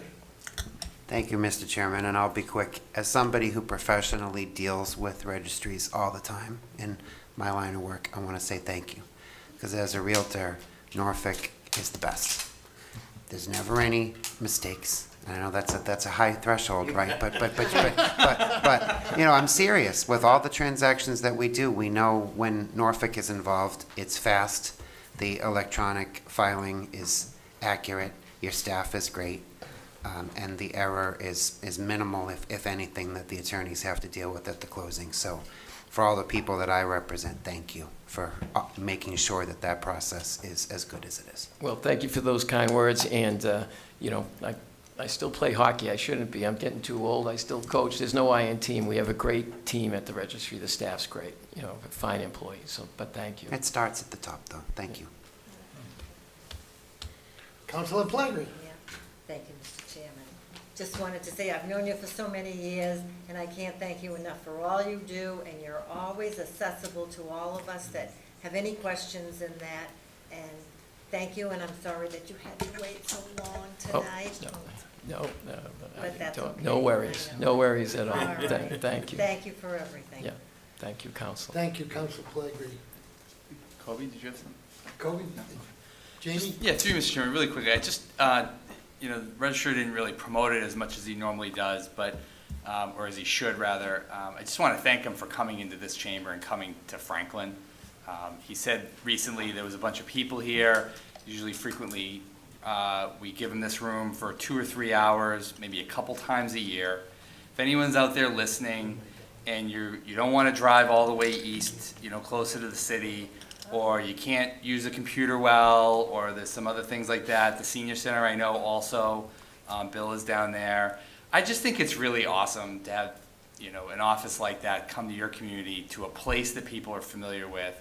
They bring in their own printers, they bring in their own laptops, they print out all the documents for you right here. You know, in the world of customer service, you know, what we do, it really doesn't get better than that.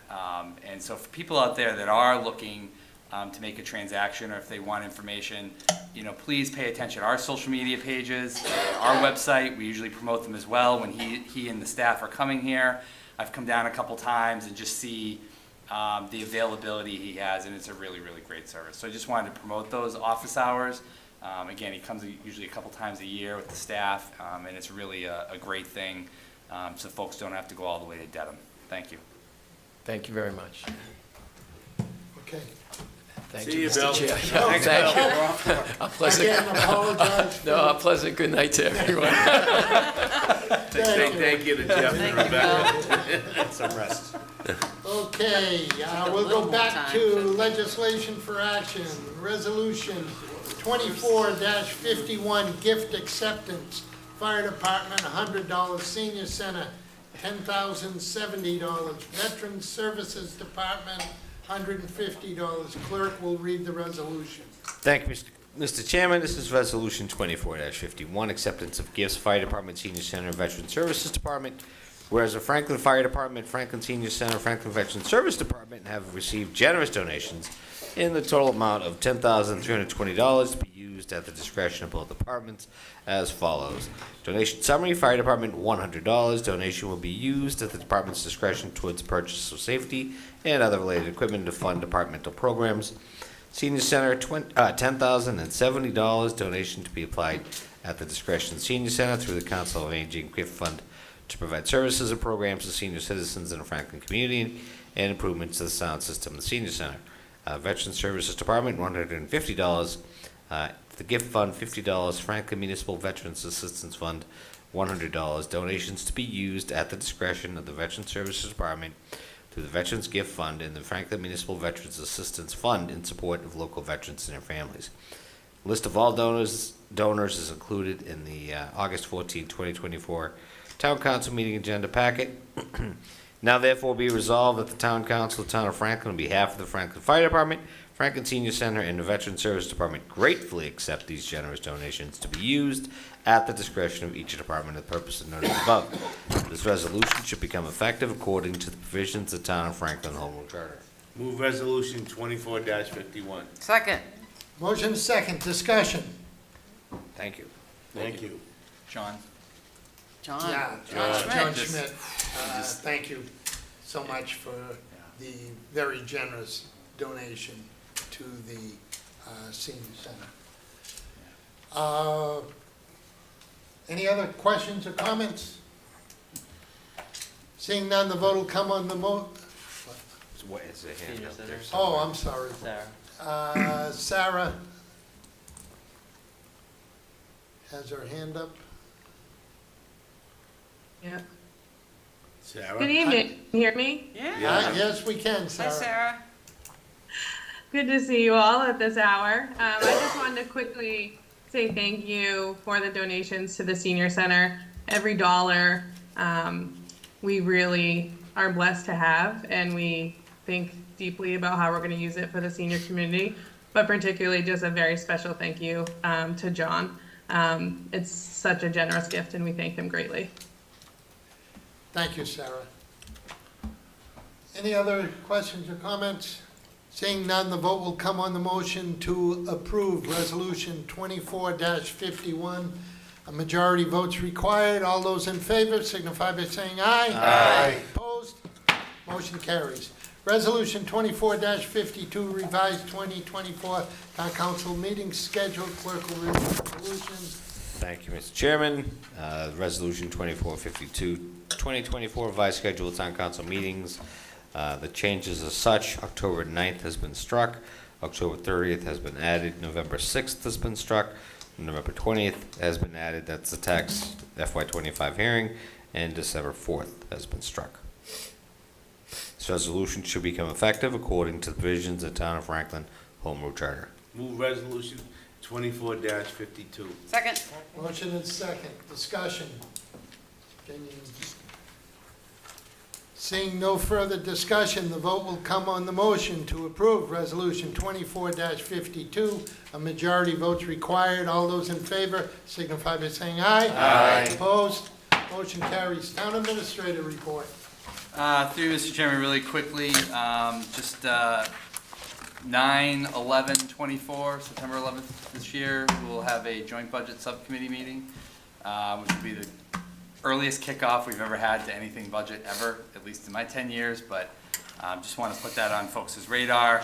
Also, really quickly, I want to welcome our new benefits coordinator, Emma Collins, who has over a decade of experience in benefits administration. She's already fit in really well. She's helping both town and school employees down here on the second floor.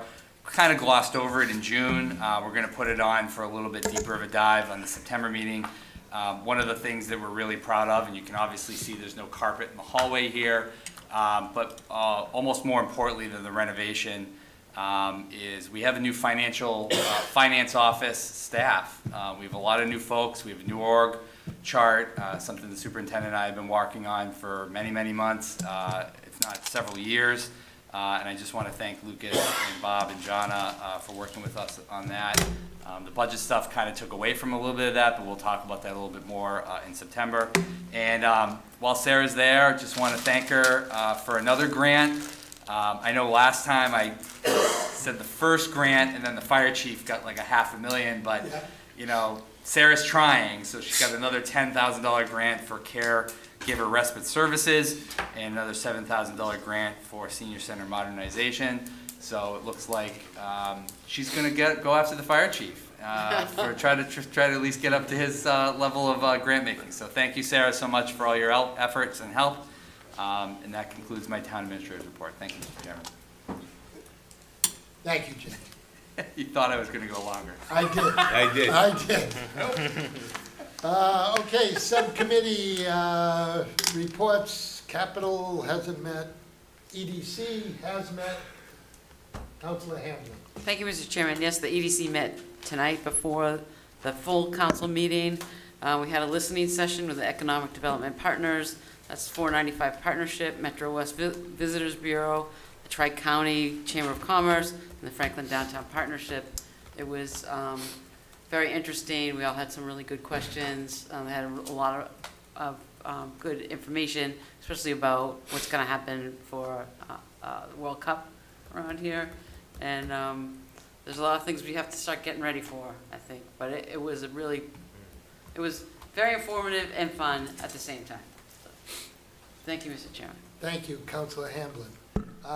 Budget Subcommittee has not met. Master Plan Committee, Councilor Jones. Thank you, Mr. Chairman. Our next upcoming meeting will be next Wednesday, August 21st at 6:30 here in the Town Council Chambers to continue our work on goals, objectives, and then work on implementation. Thank you.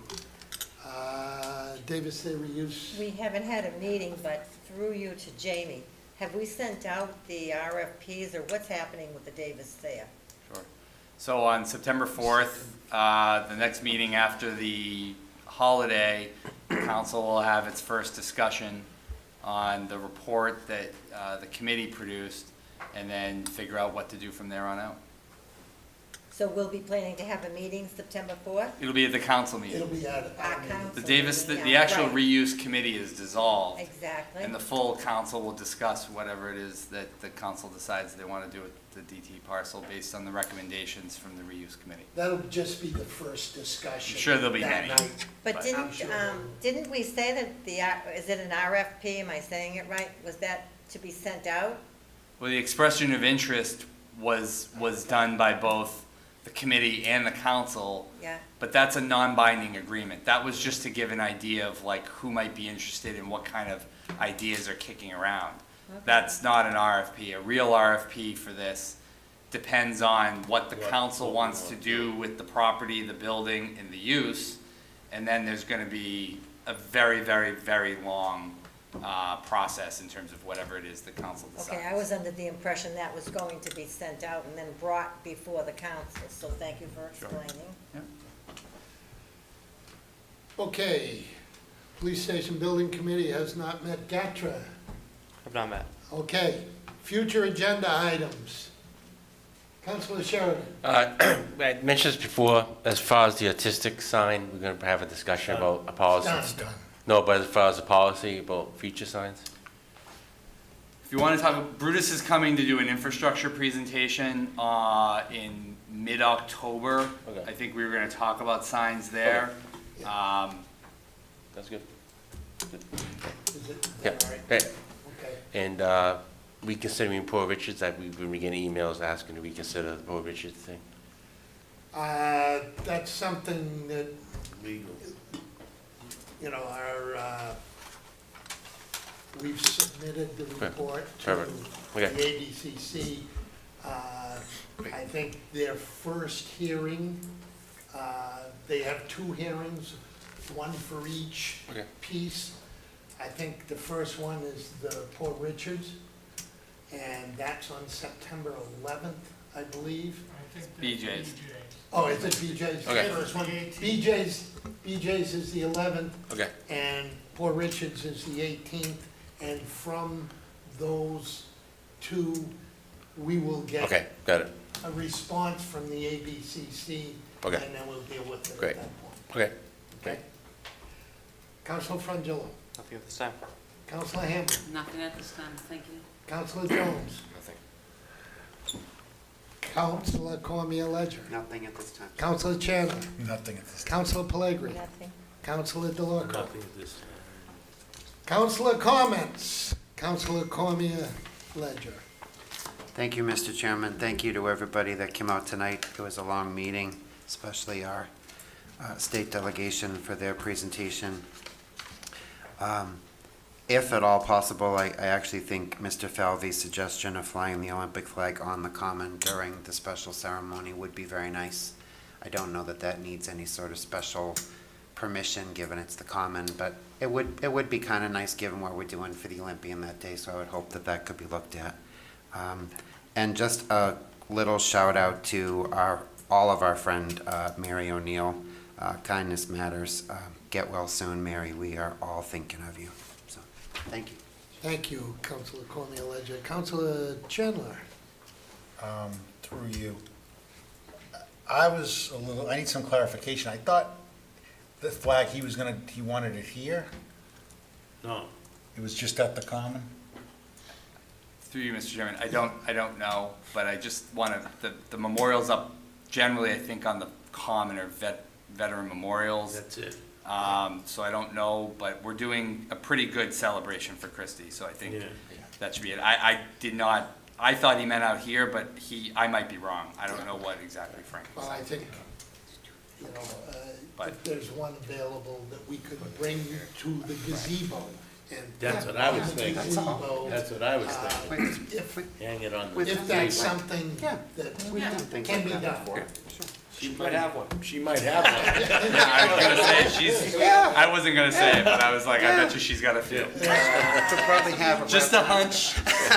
Councilor Chandler, you still have the floor. Yeah, okay, because I just want to say I wanted to be consistent what I would allow out front. Yeah. That's why I didn't Yeah. Okay, so that's clarified right now. Lastly, through you to the town administrator, Mr. Chairman. I got an email that somebody with the senior center work-off wasn't getting back from anybody there. If I give you a name, can you Sure. have someone get back to that person? That would be great. All right, that's it, thank you. Thank you, Councilor Chandler. Councilor Pellegrini. No, I have no comments. Councilor Sheridan. Happy Independence Day. Councilor Frangillo. I believe we have council office hours tomorrow. Tomorrow, yes. Yeah, 8:30. Yeah. Just that flag. Councilor Hamblin. Thanks to the Robotics Club. Yeah, that was- coming out Oh, yeah. today. That was really Yeah. fun. This is when Thanks, it's Doc. the good stuff. I love that. And the legislators for being here to give us the update. And Bill O'Donnell, don't forget, he waited a long time to give us his He's a good guy. stuff. And he didn't stay long either. He knows his audience, but thank you to everyone. Thank you, Mr. Chairman. Thank you, Councilor Hamblin. Councilor Jones. Again, ditto with, everyone said, especially the robotics and the legislators coming out and giving us such a great presentation tonight. But I do have to give a shout out to one of Jamie's staff.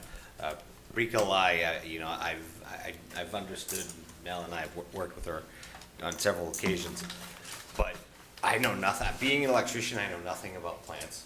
So I sent her a picture of something I have growing really tall in my backyard. She knew instantly what it was. Emailed me back saying, "Oh, that's not good," and gave me a whole rundown. Well, technically it is. It's called Japanese boxwood. Your kids are growing weed. Not Oh, that's the Japanese worst. nut. Not weed. And I'm like, Oh, is that? Glenn. Oh, it's terrible. What is it? It's been in my field forever. It Yeah, was there when I never moved gonna in. go away. Good luck getting rid of it. And It grows it's, in big clumps, it's got extremely deep root system, and if if it breaks up fragments, each one of those fragments roots itself. It takes forever to get rid of it. but it's About a half just, an acre. it's just remarkable the level of knowledge that goes she around like a has. She's a commodity to this community. And it's funny, because she joked with me, when I said, one time, she goes, "Oh, you're an electrician? Ah, you're a pansy compared to what I do," which is true. 'Cause she sent pictures of her walking through the river, the pond, or the river recently. God bless her. And don't want to take away from all the hard work that all the other employees do for the town, but her knowledge is remarkable. You want to give her a shout out. Thank you, Councilor Jones. Councilor DeLarco. Well, let's congratulate Chrissy, anyway, for winning the bronze medal. Did have her in Pop Warner, she was a beast. I thought she could have played high school, but her father switched her over to soccer, which was a good choice. She got a good scholarship Yeah. at Williams, and she's a great kid, and very proud of her, so, that's about it. Thank you, Councilor DeLarco. Just a couple of quick things again.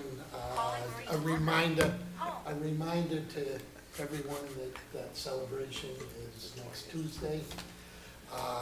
And also Thursday, tomorrow. Tomorrow's the 16th? Yeah. It's a very famous.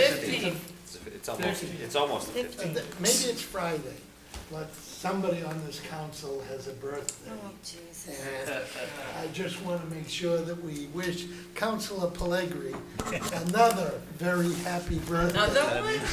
Happy And 101st. once again, she's 2 years older than me. Thank you. Happy birthday, Happy Councilor birthday. Pellegrini. Is it 3 numbers? Okay, we do have a need this evening to consider, to go into executive session, to consider the purchase, exchange, and lease of value of real property. And an open meeting may have a detrimental effect on negotiating position of the public body. I so declare. Mr. Chairman, I'd like to make a motion to enter into executive session to consider the purchase, exchange, lease, value of real property if the chair declares that the open meeting may have a detrimental effect. in motion. I don't have it on my sheet. That's okay. Second. To roll it. Not return to. And not return. Not return to open session. Is there a second? Second. Yes, there was a second. Roll call vote. Cormier. Yes. Sheridan. Yes. Chandler. Yes. Angela. Yes. Legre. Yes. Hamblin. Yes. Jones, yes. Vice Chair. Yes. Chair. Yes. 9-0, Printer. Thank you one and all for watching. Good night. Yeah, I gotta go through. Ted snuck out. You already Oh, I had to. Sorry. Coffee. No, it's just lemonade, but still. It's a lot. So I always try to sign out